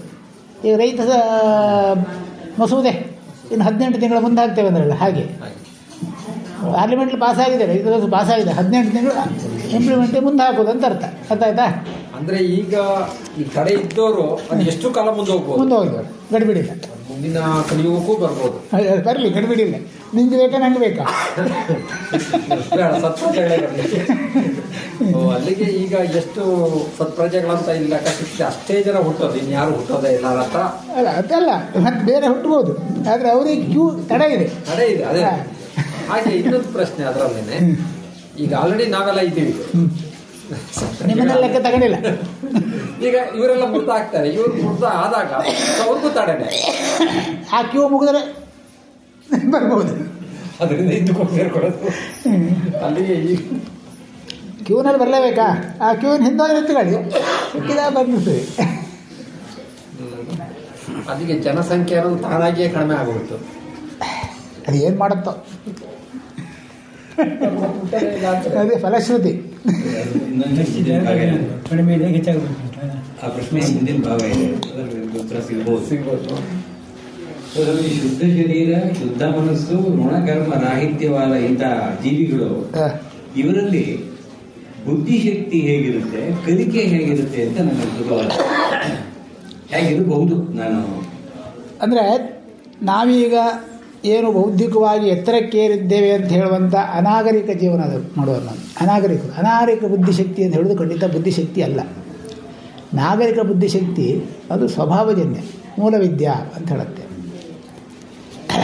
ಅದನ್ನು ಕಡೆಗೆ ಆಧ್ಯಾತ್ಮ ವ್ಯಾಖ್ಯಾನಕಾರರೆಲ್ಲ ಅದಕ್ಕೆ ಅದು ಮರ್ತ್ಯ ವಿದ್ಯೆ ಅಥವಾ ಮತ್ಸರೂಪದ ಜ್ಞಾನ ಅಂತ ಹೇಳ್ಕೊಂಡ್ರೆ ಅಲ್ಲ, ಮೂಲವಿದ್ಯೆ ಅದು ಸ್ವಭಾವತಃ ಹುಟ್ಟುವಾಗಲೇ ಪ್ರಕೃತಿಯೇ ಕೊಡುವ ವಿದ್ಯೆ. ಜಾಗೃತವಾಗಿರುತ್ತೆ, ಪ್ರಕೃತಿಯೇ ಕೊಡ್ತದೆ. ಒಂದು ದನ ಕರು ಹಾಕತ್ತೆ, ಕರು ಹಾಕಿ ಕರು ಒಂದು ಸ್ವಲ್ಪ ಹೊತ್ತು ಆ ಕಡೆ ಈ ಕಡೆ ಉಳ್ಳಾಡುತ್ತೆ, ಕಡೆಗೆ ಹಾಲು ಎಲ್ಲಿದೆ ಅಂತೇಳಿ ಹೋಗಿ ಕೇಳಿ ಕುಡಿಯುತ್ತೆ. ಅದಕ್ಕೆ ಯಾರು ವಿದ್ಯೆ ಕೊಟ್ಟಿದ್ದೀರಾ? ಇಲ್ಲ ತಾನೆ. ತಾಯಿಯ ಕೆತ್ತಿ ಎಲ್ಲಿದೆ ಅಲ್ಲಿ ಹೋಗಿ ಹಾಲು ಕುಡಿಬೇಕಂತ ಅದಕ್ಕೆ ಗೊತ್ತು, ಹೋಗಿ ಕುಡಿತದೆ. ತನಗೆ ಆಹಾರ ತಾನೇ ಅನ್ವೇಷಿಸಿಕೊಳ್ಳುವಂಥ ಶಕ್ತಿಯನ್ನು ಅದು ಪಡೆಯುತ್ತೆ. ಒಂದು ಸ್ವಲ್ಪ ದಿವಸ, ಒಂದು 2 ತಿಂಗಳು 3 ತಿಂಗಳಾದಮೇಲೆ ಕಡೆ ಸ್ವಾಭಾವಿಕವಾಗಿ ಆ ಕಡೆ ಈ ಕಡೆ ಹಸಿವು ತಿನ್ನೋ ಶುರು ಮಾಡುತ್ತೆ, ತನ್ನ ಮೇವನ್ನು ಅದೇ ಹುಡ್ಕೊಳ್ಳುತ್ತೆ, ಯಾರು ಹೇಳಿಕೊಡೋದಿಲ್ಲ. ಎಲ್ಲ ಜೀವಿಗಳದು ಸಮಾನ, ವ್ಯತ್ಯಾಸವೂ ಇಲ್ಲ. ಗೊತ್ತಾಯ್ತಲ್ಲ? ಇಲ್ಲಿ ಅತ್ತಾಗ ತಾಯಿ ಬಂತೆನಿಸ್ತಾಳೆ ಅನ್ನೋದನ್ನು ರೂಢಿಸಿಕೊಂಡ ಮಗು ಅಳುತ್ತದೆ, ಆದರೆ ದನದ ಕರು ಅಳೋದಿಲ್ಲ, ಹುಡುಕತ್ತೆ ಎಲ್ಲಿ ತಿನ್ನೋಕ್ಕಾಗತ್ತೆ ಅಂತ. ಮನುಷ್ಯನಿಗೂ ಅಷ್ಟೇ, ಗೊತ್ತಾಯ್ತಲ್ಲ? ಹಾಗಾಗಿ ಅದು ಸ್ವಭಾವ ಸಹಜ ವಿದ್ಯೆ, ಮೂಲವಿದ್ಯೆ ಅಂತೇಳಿ. ಆ ಮೂಲವಿದ್ಯೆ ಮಾತ್ರ ಮನುಷ್ಯನಿಗೆ ಬದುಕು ಕೊಡುತ್ತೆ ವಿನ ಬೇರೆ ಯಾವುದು ಬದುಕು ಕೊಡುವುದಿಲ್ಲ. ನಮ್ಮ ಅಜ್ಞಾನ ಬೇರೆ ಓದಿದ್ರೆ ಮಾತ್ರ ಬದುಕಂತೆ ಅಲ್ಲ, ಅದು ಬದುಕು ಕೊಡೋದಿಲ್ಲ. ಮೂಲವಿದ್ಯೆ ಆಧಾರ ಇಲ್ಲದೆ ಕಲಿತ ಯಾವ ವಿದ್ಯೆಗೂ 3 ಪೈಸೆ ಬೆಲೆ ಇಲ್ಲ. ಮೂಲವಿದ್ಯೆ ಆಧಾರದಲ್ಲಿ ಅದನ್ನು ಕಲಿತುಕೊಂಡ್ರೆ ಅದನ್ನು ಜೀವನ ಮಾಡೋಕ್ಕಾಗತ್ತೆ ಅಂತ. ಇದಿಲ್ಲದೆ ಜೀವನ ಮಾಡೋಕ್ಕಾಗೋದಿಲ್ಲ. ಇದು ಬಹಳ ವಿಶೇಷವಾದ ಒಂದು ಸಂಯೋಜನೆ. ಸತ್ಯ. ಇವುಗಳಲ್ಲಿ ಬಹಳ ಪುಣ್ಯವಂತರು ನಾವು. ಈ ಅದು ಜನ್ಮದಿಂದ ಎಲ್ಲರೂ ಬಂದರೂ ಇವ್ರನ್ನ ಉಳ್ಕೊಂಡು ಬರುತ್ತೆ ಅನ್ನೋದಕ್ಕೆ. ಅಂದ್ರೆ ಈ ಕುಂಡಲಿನಿ ಜಾಗೃತ ಮಾಡ್ಕೊಳ್ಬೇಕಾಗತ್ತೆ, ಅವ್ರು ಜಾಗೃತರಾಗಿ ಇರ್ತಾರೆ, ಆ ಥರದಲ್ಲಿ ಆಗತ್ತೆ. ಎಲ್ಲ ಮಕ್ಕಳಲ್ಲೂ ಇರ್ತವೆ ಜಾಗೃತಿ. ಅದೇ ಇನ್ನು ಇದಕ್ಕೆ ಅದು ಜಾಗೃತವಾಗಿದೆ ಅನ್ನೋದಕ್ಕೆ ಶಿಶು ಸಂಗೋಪನಾ ಶಾಸ್ತ್ರ ಇದೆ, ಅದರಲ್ಲಿ ನಿಮಗೆ ಗೊತ್ತಾಗುತ್ತೆ. ಒಂದು ಸಣ್ಣ ಮಗು ಮೊದಲು ಸಾಮಾನ್ಯ ಒಂದು 15 ದಿವಸ ಹುಟ್ಟಿ ಆಗೋಷ್ಟಿಗೆ ಕೈ ಹೀಗೆ ಆಡಿಸೋ ಶುರು ಮಾಡುತ್ತೆ. ಮುಷ್ಟಿ ಕಟ್ಕೊಂಡೇ ಇರ್ತದೆ, ಮುಷ್ಟಿ ಬಿಡಿಸಿರೋದಿಲ್ಲ. ತನ್ನ ಕರ್ಮ ತನ್ನ ನೆನಪಿದೆ ಅಂತ ತೋರಿಸೋದು. ನಂತರ ಕಾಲೆತ್ತಿ ಮೂಲಾಧಾರವನ್ನು ಎತ್ತರಿಸ್ಕೊಳ್ಳೋದು ಆ ಮಗು. ಅದು ಅರ್ಥ ಮಾಡ್ಕೊಂಡಿರುತ್ತೆ ಮಗುವಿನ ಚರ್ಯ ಶುರುವಾಗೋದೇ ಹಾಗೆ. ಕೈ ಆಡಿಸ್ ಶುರು ಮಾಡ್ತು, ಕಡೆ ಕಾಲು ಎತ್ತ ಶುರು ಮಾಡ್ತು, ಕಡೆ ಕಾಲು ಕೆಳಗಿಡೋದಿಲ್ಲ, ಅಲ್ಲ ಎತ್ಕೊಂಡು ಕಾಲು ಎತ್ಕೊಂಡು ಹೀಗೆ ಆಡಿಸ್ತಾ ಇರ್ತದೆ. ಕಾಲು ಮೂಲಾಧಾರವನ್ನು ತಾನು ಸಿದ್ಧಪಡಿಸಿಕೊಂಡಿದ್ದೇನೆ ಅಂತ ತೋರಿಸುತ್ತೆ. ಕಡೆಗೆ ಮಮತೆ ಅಂತ ಹೇಳುವ ತಾಯಿ ಆಗಿತ್ತಲ್ಲ, ಅದನ್ನೆಲ್ಲ ಮರೆಸಿಬಿಟ್ಟು ಕಾಲು ಹಿಡಿ ಬಲಿಬಿಡುತ್ತೆ. ಕಡೆಗೆ ಹೇಳೋದೇ ಇಲ್ಲ, ಜೀವನದಲ್ಲಿ ಹೇಳೋದೇ ಇಲ್ಲ, ಬಲಿಬಿಡ್ತಾರೆ. ಆಗುವ ತಪ್ಪದು. ಆಮೇಲೆ ಇವರೇ ಎಲ್ಲ ಮಾಡಬೇಕು, ಕಡೆಗೆ ಇವರೆಲ್ಲ ಮಾಡಬೇಕಷ್ಟೇ. ಇನ್ನು ಸ್ವಾಮೀಜಿ, ಇವುಗಳಿಗೆ 2 ಸಾಧ್ಯತೆಗಳು ಜೀವನದಲ್ಲಿ ಪ್ರಾರಂಭದಿಂದ ನಾನು ಹೇಳ್ಕೊಳ್ಳೋದು. ಒಂದು ಸಂಸ್ಕಾರ ಪೂರಕತೆ, ಇನ್ನೊಂದು ಸಂಪೂರ್ಣವಾಗಿ ಸಂಸ್ಕಾರವೇ ಇಲ್ಲದೆ ಇರತಕ್ಕಂಥದ್ದು. ಈ ರೀತಿ ಆದಾಗ ಅದರ ಪರಿಣಾಮ ಏನಾಗ್ಬೋದು ಅವ್ರ ಮೇಲೆ? ಅಲ್ಲ, ಯಾವ ಸಂಸ್ಕಾರ ಇಲ್ಲದಾಗದ್ದು ಅದ್ರ ಮನೆಯಲ್ಲಿ ಬೇಕಾದ ಸಂಸ್ಕಾರ ಸಾಧಾರಣವಾಗಿ ಸಂಸ್ಕಾರ, ಧಾರ್ಮಿಕ ಸಂಸ್ಕಾರಕ್ಕೆ ತನಕ ಹೋಗೋದು ಬೇಡ, ಸಾಮಾನ್ಯ ಸಂಸ್ಕಾರ. ಅದಕ್ಕೆ ಬೇಕಾದ್ರೂ ಹೋಗಿ ಅದೆಲ್ಲ ಒಂದು ಮನುಷ್ಯ ಜೀವಿ ಸೃಷ್ಟಿ ಆದ ನಂತರ ಒಂದಷ್ಟು ಕಾಲ ಸಂಶೋಧನೆ ಮಾಡಿ ನಂತರ ಈ ಸಂಸ್ಕಾರ ಕೊಡಬೇಕು ಅಂತ ಕಲ್ಪನೆ ಆದದ್ದು ಹೊರತಾರೆ. ಮುಂಚೆ ಇಲ್ಲ. ಮನುಷ್ಯ ಸೃಷ್ಟಿಯ ಪೂರ್ವದಲ್ಲೇ ಅದಕ್ಕೆ ಇಂದಿನ ಸಂಸ್ಕಾರ ಕೊಡಬೇಕು ಅಂತಲ್ಲ. ಸೃಷ್ಟಿ ಆದಮೇಲೆ ಅದರ ಬೆಳವಣಿಗೆ, ಅದರ ಜೀವನ ವಿಧಾನದ ಅರ್ಥ ಮಾಡಿಕೊಂಡು ಇಷ್ಟು ಸಂಸ್ಕಾರಯುಕ್ತವಾದ ಜೀವನ ಇದ್ದರೆ ಒಳ್ಳೆಯದು ಅಂತ ಕಡೆಗೆ ಚಿಂತಕರು ಚಿಂತನೆ ಮಾಡಿದ್ದಾರೆ. ಅವಶ್ಯ ಅಂತೇಳಿ. ಅವಶ್ಯಕತೆ ಹಾಗಾದರೆ ಮುಂಚೆ ಇಲ್ಲ ತಾನೆ, ಇಲ್ಲ ತಾನೆ. ಹಾಗಿದ್ರೆ ಇದು ಮಾತ್ರ ಸರಿಯಾದ ಮಾರ್ಗ, ಅದು ಸರಿಯಾದ ಮಾರ್ಗ ಅಲ್ಲ ಅಂತ ನಾವು ಹೇಗೆ ಹೇಳೋಕ್ಕೆ ಸಾಧ್ಯ? ನಿರ್ಧಾರ ಮಾಡೋದು ಆ ಮಾರ್ಗ ಸರಿ ಇದ್ದಿರ್ಬೋದು. ಮತ್ತಾರೋ ಒಬ್ಬ ಚಿಂತಕನು ಈ ಮಾರ್ಗವನ್ನು ಹೊಸ ಮಾರ್ಗ ರೂಪಿಸಬೇಕು ಅಂತ ಬಂದಾಗ ಅವನು ರೂಪಿಸಿದ ಮಾರ್ಗದಲ್ಲಿ ನಾವು ನಡೀತಾ ಇದ್ದೀವಿ, ನಮ್ಮದು ಆಕ್ಷೇಪ ಇಲ್ಲ ಈಗ. ಆದರೆ ಇದೇ ಸರಿಯಾದ ಮಾರ್ಗ ಅಂತಲ್ಲ, ಆ ಮಾರ್ಗ ಸರಿ ಇದ್ದಿರ್ಬೋದು. ಅದೇ ಮಾಡಿ ನೋಡಿಲ್ಲ ನೀವು, ಮಾಡಿ ನೋಡಿದರೆ ಅದೇ ಮಾರ್ಗ ಸರಿ. ಒಂದು ಮಗು ತಗೊಂಡು ನೀರಲ್ಲಿ ಹಾಕ್ಬೋದು,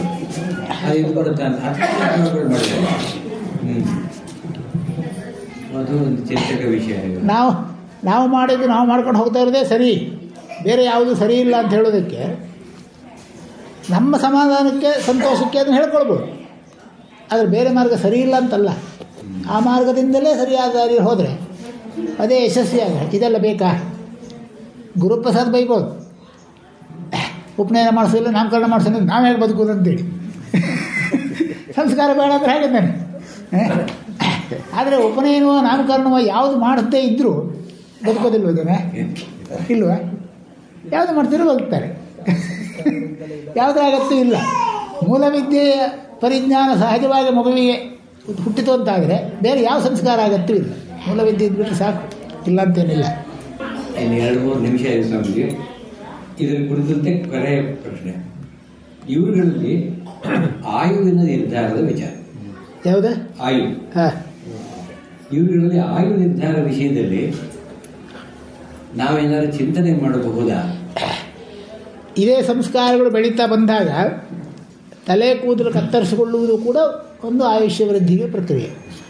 ತಲೆ ಕೂದಲು ಕತ್ತರಿಸಿ, ಅದಕ್ಕೆ ಆಯುಷ್ ಕರ್ಮ ಅಂತ ಇದಕ್ಕೆ ಹೆಸರು. ಈ ಕರ್ಮಗಳ ಪದ್ಧತಿಯಲ್ಲಿ ನಾವು ಸಿಕ್ಕಿದಾಗ ತಲೆ ಕೂದಲು ಕತ್ತರಿಸುವಂತ ಹೇಳುವಂಥ ಇದನ್ನೇ ಬಿಟ್ಟರೆ ಆಯುಷ್ ಕರ್ಮ ಅಂತ ಪ್ರಶ್ನೆ ಇದೆಯಾ? ಇದು ಹೇಳಿ. ಇಲ್ಲ ತಾನೆ. ಕತ್ತರಿಸೋದಾದ್ರೆ ಆಯುಷ್ ಕರ್ಮ, ಕತ್ತರಿಸೋದೇ ಇಲ್ಲ ಅಂತಂದರೆ ಆಯುಷ್ ಕರ್ಮ ಇಲ್ಲ. ಯಾಕೆ ಬಿಡಬಾರ್ತಾರೆ ಬಿದ್ದು ಕೂದಲು ಕತ್ತರಿಸೋದು ಯಾಕೆ? ಹಾಗೆ ಪ್ರತಿಯೊಂದು ಜೀವನ ನಡೆಯು ಆ ನಡೆಗೆ ಸಂಸ್ಕಾರ ಅಂತ ಕೊಟ್ಟಾಗ ಅದೊಂದು ರೀತಿಯಲ್ಲಿ ಆಯುಷ್ ಕರ್ಮ ಹೌದು.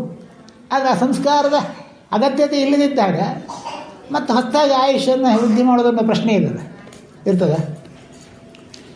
ಯಾವುದು ಕ್ಷೀಣತೆ ಆಗ್ಬೋದು ಅದನ್ನು ವೃದ್ಧಿ ಮಾಡುವಂಥ ಮುಹೂರ್ತಗಳ ಸಮಯವನ್ನು ಅಥವಾ ರೀತಿಯನ್ನು ವಿಧಾನವನ್ನು ಹೊಂದಿಸಿಕೊಂಡು ಮಾಡಬೇಕು ಅಂತ ನಿಯಮ. ಅದರ ಅಗತ್ಯ ಇಲ್ಲದೆ ಬದುಕೋಕ್ಕಾಗತ್ತೆ ಅಂತಾದರೆ ಈ ನ್ಯೂನತೆ ಆಗುವ ಪ್ರಶ್ನೆ ಇಲ್ಲ. ನ್ಯೂನತೆ ಆಗದಿದ್ದಾಗ ಮತ್ತೆ ವೃದ್ಧಿ ಮಾಡೋದಂತಾರೆ. ನ್ಯೂನತೆ ಆಗುವ ಕ್ರಿಯೆ ನಾವು ಮಾಡೋದಿದ್ದರೆ ಅದನ್ನು ವೃದ್ಧಿ ಮಾಡುವಂಥ ಪ್ರಯತ್ನ ಇರಬೇಕಂತ ನಿಯಮ, ಹೌದಲ್ಲ? ನ್ಯೂನತೆ ಆಗುವ ಕ್ರಿಯೆಯನ್ನೇ ಮಾಡೋದಿದ್ರೆ ವೃದ್ಧಿ ಮಾಡೋ ಕೆಲಸ ಇದೆಯಾ? ಪೂರ್ಣಾಯುಷ್ಯ ಅಂತ ಲೆಕ್ಕ. ಪೂರ್ಣಾಯುಷ್ಯ ಅಂತ ಲೆಕ್ಕ. ಎಷ್ಟು ಲೆಕ್ಕ ಹಾಕುವ ಬರೋದಿಲ್ಲ. ಎಷ್ಟು ಸಹ ಆಗ್ಬೋದು. ಇದು ಮಾಡಿದಾಗ ಆಯುಷ್ಯ ಕ್ಷೀಣವಾಗ್ಬೋದು, ವೃದ್ಧಿ ಆಗ್ಬೋದು. ಅದು ಮಾಡದೇ ಇದ್ದರೆ ಇಲ್ಲ ಅಲ್ಲ, ಆಗ ಸಮಸ್ಯೆ ಇಲ್ಲ. ಕ್ಷೀಣ ವೃದ್ಧಿಯ ಪ್ರಶ್ನೆ ಇಲ್ಲ. ಎಷ್ಟು ಇರ್ಬೋದು? ಇಷ್ಟೇ ಅಂತ ಯಾಕೆ? ನೀವೆಲ್ಲ ಈಗ ನಾಟಕದಲ್ಲೋ ಅಥವಾ ಸಿನಿಮಾದಲ್ಲೋ ಮನೆಗಳಿಗೆ ತಲೆಯಲ್ಲಿ ಎತ್ತರ ಜುಟ್ಟು ಕಟ್ತೀರಿ. ಅವರು ಎಷ್ಟೆಷ್ಟು ವರ್ಷ ಬದುಕಿದ್ರು ಗೊತ್ತಿಲ್ಲ. ಜುಟ್ಟು ಕಟ್ಟಿದ ಬದುಕಿದ್ರೆ ನಾನು ಹೇಳೋದಿಲ್ಲ. ಆದರೆ ಅದು ನಿಮಗೆ ಅರ್ಥ ಮಾಡಿಸೋದಕ್ಕೆ ಯಾವುದೇ ಒಂದು ಕ್ರಿಯೆಯು ಮಾಡುವುದರಿಂದ ಕ್ಷೀಣತೆ ವೃದ್ಧಿ ಎರಡೂ ಆಗ್ಬೋದು. ವೃದ್ಧಿ ಆಗ್ಬೋದು, ಕ್ಷೀಣತೆ ಆಗ್ಬೋದು. ಅದನ್ನು ಮಾಡದೇನೆ ಬದುಕನ್ನು ರೂಪಿಸಿಕೊಂಡ್ರೆ ಕ್ಷೀಣತೆ ಅಂತೂ ಸಾಧ್ಯವೇ ಇಲ್ಲ. ಇದೆಯಾ? ಒಂದೇ ಅಂಶ ಆಗತ್ತೆ ಅದು ಕ್ಷೀಣತೆ ಅನ್ನೋದು. ಕೇವಲ ಕೂದಲಿಂದ ಮಾತ್ರ ಅಂತ ಇರುತ್ತೆ. ಅದು ಕೂದಲಿಂದ ಮಾತ್ರ ಅಲ್ಲ, ಪ್ರತಿಯೊಂದು ಕ್ರಿಯೆಯೂ ಆಯುಷ್ ಕರ್ಮವೇ. ಹೇಳ್ತಾರೆ ಅಡಿಗೆ ಮಾಡಿ ಊಟ ಮಾಡೋದು ಆಯುಷ್ ಕರ್ಮವೇ. ಸುಮ್ಮನೆ ಅಲ್ಲ, ಊಟ ಮಾಡೋದು ಆಯುಷ್ ಕರ್ಮವೇ. ಅದಕ್ಕಾಗಿ ಪಾಕಶಾಸ್ತ್ರ ನಿನ್ನ ಆರೋಗ್ಯವನ್ನು ಹೇಗೆ ಕಾಪಾಡಿಸಿಕೊಳ್ಬೇಕು, ತನ್ಮೂಲಕ ಆಯುಷ್ಯನ್ನು ವೃದ್ಧಿ ಮಾಡಿಸ್ಕೊಳ್ಬೇಕಂತೆ ಪಾಕಶಾಸ್ತ್ರ ಹುಟ್ಟಿದ್ದು, ಬರದೇ ಅಲ್ಲ. ಎಲ್ಲವೂ ಆಯುಷ್ ಕರ್ಮವೇ. ಮಾಡುವಂಥ ಪ್ರತಿಯೊಂದು ಕ್ರಿಯೆಯು ಬೆಳಗ್ಗೆ ಎದ್ದ ತಕ್ಷಣ ಭೂಮಿಯನ್ನು ಮುಟ್ಟಿ ನಮಸ್ಕಾರ ಮಾಡೋದು ಆಯುಷ್ ಕರ್ಮ, ಅದೇ ಯೋಗಾಸನ. ಎದ್ದು ನಿಲ್ಲೋದು, ಬಗ್ಗಿ ನೆಲವನ್ನು ಮುಟ್ಟೋದು, ಗೊತ್ತಾಯ್ತಲ್ಲ? ಕಾಲು ಮಡಚಿ ಕೂತ್ಕೊಳ್ಳೋದಲ್ಲ, ಅದೇ ಯೋಗ. ಹಾಗೆ ನಿಂತಾಗ ಬಗ್ಗೆ ನೆಲ ಮುಟ್ಟಿದರೆ ಆಗ ಅದು ನಮಸ್ಕಾರ. ಭೂಮಿಯನ್ನು ಹೊಂದಿಸಿದ್ದಂಥ ಅದು ಆಯುಷ್ಕರ್ಮವೇ. ಮಾಡುವಂಥ ಪ್ರತಿಯೊಂದು ಆಚರಣೆಯೂ ಆಯುಷ್ಕರ್ಮದ ಉದ್ದೇಶದಲ್ಲೇ ಸಿದ್ಧವಾದದ್ದು. ಬರೀ ತಲೆಗುದ್ದು ಕತ್ತರಿಸು ಮಾತ್ರ ಅಲ್ಲ, ತಲೆಗುದ್ದು ಕತ್ತರಿಸೋದಕ್ಕೆ ಈಗ ಚಾಲ್ತಿಯಲ್ಲಿ ಹೇಳ್ತಾರೆ ಅಂತ ಉದಾಹರಣೆ ಹೇಳಿದ್ದಾನೆ ಅಷ್ಟೇ. ಅವೆಲ್ಲ ಆಚರಣೆಗಳು ಕೂಡ ಆಯುಷ್ಕರ್ಮವೇ. ಗೊತ್ತಾಯ್ತಲ್ಲ? ತಂದೆ ತಾಯಿಗಳಿಗೆ ದೀರ್ಘದಂಡ ನಮಸ್ಕಾರ ಮಾಡು, ಆಯುಷ್ಕರ್ಮ. ದೀರ್ಘಾಯುಷ್ಯ ಅಂತಲೇ ಅವನ ಆಶೀರ್ವಾದ. ಅವೆಲ್ಲ ಸುಮ್ಮನೆ ಇಲ್ಲ. ದೇವಗುರು ಇತ್ಯಾದಿ ವಿಶೇಷ ವ್ಯಕ್ತಿಗಳು ಬಂದ ಕಿವಿ ಮುಟ್ಟಿಕೊಂಡು ನಮಸ್ಕಾರ, ಕಿವಿ ಮುಟ್ಟುವುದಲ್ಲ, ಕಿವಿ ಮುಚ್ಚಿಕೊಂಡು ನಿನ್ನ ಗೋತ್ರಪ್ರವರವನ್ನು ಘೋಷಿಸಿ ನಮಸ್ಕಾರ ಮಾಡು ಅಂತ ಹೇಳುತ್ತೆ. ಯಾಕೆ? ನಿನ್ನನ್ನು ನೀನು ಹೊಗಳಿಕೊಳ್ಬೇಡ, ನಿನ್ನ ಆಯುಷ್ ಶಿಕ್ಷಣವಾಗುತ್ತೆ. ಬರ್ದೇ ಅಲ್ಲ ಹೇಳಿದ್ದು. ನಮ್ಮನ್ನು ನಾವು ಹೊಗಳಿಕೊಳ್ಳುವುದು ಆಯುಷ್ಯ ಕ್ಷೀಣ ಆಗೋದಕ್ಕೊಂದು ಕಾರಣ. ಅದಕ್ಕೆ ಗುರು ಹಿರಿಯರು ದೊಡ್ಡವರು ಬಂದರೆ ಕಿವಿ ಮುಚ್ಚಿಕೊಂಡು ನಮಸ್ಕಾರ, ಗೋತ್ರಪರ್ವ ಹೇಳಿ ನಮಸ್ಕಾರ ಮಾಡಿ. ಯಾಕೆ ಕಿವಿ ಮುಚ್ಚಿಕೊಂಡು? ನಿನಗದು ಕೇಳಬಾರ್ದು, ನಿನ್ನನ್ನು ನೀನು ಘೋಷಿಕೊಳ್ಬಾರ್ದು, ನಿನಗೆ ಕೇಳಬಾರ್ದು, ಅದಕ್ಕೆ ಕಿವಿ ಮುಚ್ಚುವ. ಅದು ಹಿನ್ನೆಲೆ ಅದು. ಹಿಂಗೆ ಮುಚ್ಕೊಳ್ಳೋದು ಅಲ್ಲ, ಅದು ಹೆಂಗೆ ಕಿವಿ ಮುಚ್ಚಿಕೊಳ್ಬೇಕು ಅಂತ. ನಿನ್ನನ್ನು ನೀನು ಘೋಷಿಸಿಕೊಳ್ಳುವುದು ನಿನ್ನ ಆಯುಷ್ಯಿಗೆ ಭಂಗ.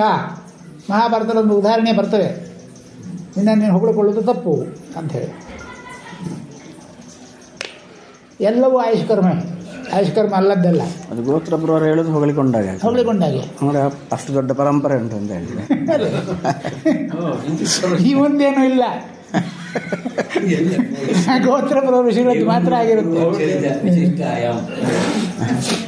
ಇವ್ರಿಗೆ ಇಷ್ಟೆಲ್ಲ ಮಾಡಿದ್ಮೇಲೆ ಇವುಗಳಿಗೆ ಸಂತಾನೋತ್ಪತ್ತಿಗೋಸ್ಕರ ಅವರಿಗೆ ವಿವಾಹ ಆದ ನಂತರ ಮುಂದಿನ ಸಂತಾನ ಹೇಗೆ, ಏನು, ಅದೆಲ್ಲ ಸೃಷ್ಟಿ ನಿಯಮ. ಅಲ್ಲಿ ಹಾಗೆ ಇದಾಗುವುದಿಲ್ಲ, ಸೃಷ್ಟಿಯ ಕ್ರಮದಂತೆಯೇ ನಡೀತದೆ. ಸಂತಾನೋತ್ಪತ್ತಿಗಾಗಿ ನೀವೇನು ಮಾಡಬೇಕಾಗಿಲ್ಲ. ನೀವೇನೋ ಮನುಷ್ಯರು ಒಂದು ಮದುವೆ ಆಗ್ತೀರಿ, ಅದಕ್ಕೊಂದಿಷ್ಟು ಖರ್ಚು ಮಾಡ್ತೀರಿ, ಆಮೇಲೆ ಗರ್ಭಾಧಾನ ಇವೆಲ್ಲ ಸಂಸ್ಕಾರ ಮಾಡ್ತೀರಿ. ಪಶು ಪಕ್ಷಿ ಪ್ರಾಣಿಗಳಿಗೆ ಯಾರು ಸಂತಾನೋತ್ಪತ್ತಿ ಪ್ರಕ್ರಿಯೆ ಮಾಡ್ತಾರೆ? ಅದರಷ್ಟು ನಡೆಯೋದಿಲ್ಲ, ನಡೀತಾ ಇಲ್ಲ. ಸ್ವಾಭಾವಿಕ, ಅದು ಅಸ್ವಾಭಾವಿಕ ಅಲ್ಲ, ಯಾವುದೇ ಸಂಸ್ಕಾರದಿಂದ ಪ್ರಾಪ್ತವಾಗುವುದಲ್ಲ. ಅದಕ್ಕೆ ಸೇರಿದ್ದಲ್ಲ ಗೊತ್ತಿಲ್ಲ, ಒಟ್ಟು ನನಗೆ ಪ್ರಶ್ನೆ ಅಂದ್ಕೊಂಡೆ. ಆದರೂ ತುಂಬ ಲೇಟ್ ಆಯ್ತು. ನೀವು ನಾಳೆ ನಾಳೆಗೆ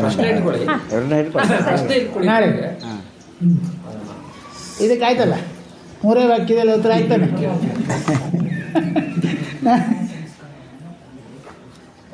ಮುಂದಿದ್ದು ಸ್ವಾಭಾವಿಕವಾಗಿ ಮುಂದುವರಿಯುತ್ತೆ. ಅದಕ್ಕೇನು ಮತ್ತೆ ಏನು ಚಿಂತೆ ಇಲ್ಲ. ನೀವು ನಿಂಚೆ ಇದೇನಾ ಕನ್ಫ್ಯೂಷನ್ ಆಗ್ತದೆ. ಸ್ವಾಭಾವಿಕವಾಗಿ ಇದ್ದಾಗ ಲಿವ್ ಟುಗೆದರ್ ಪಶು ಪಕ್ಷಿ ಅಂತ ಹೇಳಿದ್ರಿಂದ ಇಲ್ಲ ಸ್ವೇಚ್ಛೆ ಇತ್ಯಾದಿಗಳು ಮೂಲ ವಿದ್ಯೆಯಲ್ಲಿ ಈಗ ನಾವು ಪ್ರಾಣಿ ಪಕ್ಷಿಗಳಲ್ಲಿ ಸ್ವೇಚ್ಛೆ ಇದೆ ಅಂತ ತಿಳ್ಕೊಂಡಿದ್ದೇವೆ. ನಿಜವಾಗಿ ಪ್ರಾಣಿ ಪಕ್ಷಿಗಳಲ್ಲಿಲ್ಲ. ಪ್ರಾಣಿ ಪಕ್ಷಿಗಳಲ್ಲಿ ಗರ್ಭಾಧಾನ ಆಗಬೇಕಾದ ವಯಸ್ಸು ಶಕ್ತತೆ ಬಂದರೆ ಮಾತ್ರ ಅವು ಮತ್ತೊಂದು ಜೀವಿಯನ್ನು ಕೊಡ್ತವೆ. ಇಲ್ಲೇ ಇಲ್ಲ. ಮನುಷ್ಯರಲ್ಲಿ ಮಾತ್ರ ಆ ಕಾಮ ಅಂತ ಹೇಳುವ ಸ್ವೇಚ್ಛೆ ಹುಟ್ಟಿದ್ದು, ಪ್ರಾಣಿ ಪಕ್ಷಿಗಳಲ್ಲಿ ಇಲ್ಲ. ಆದರೆ ಅವುಗಳಲ್ಲಿ ಮೂಲ ವಿದ್ಯೆ ಮುಂದುವರ್ಕೊಂಡು ಹೋಗುತ್ತೆ, ಹಾಗೆ ಮುಂದುವರ್ಕೊಂಡು ಹೋಗುತ್ತೆ.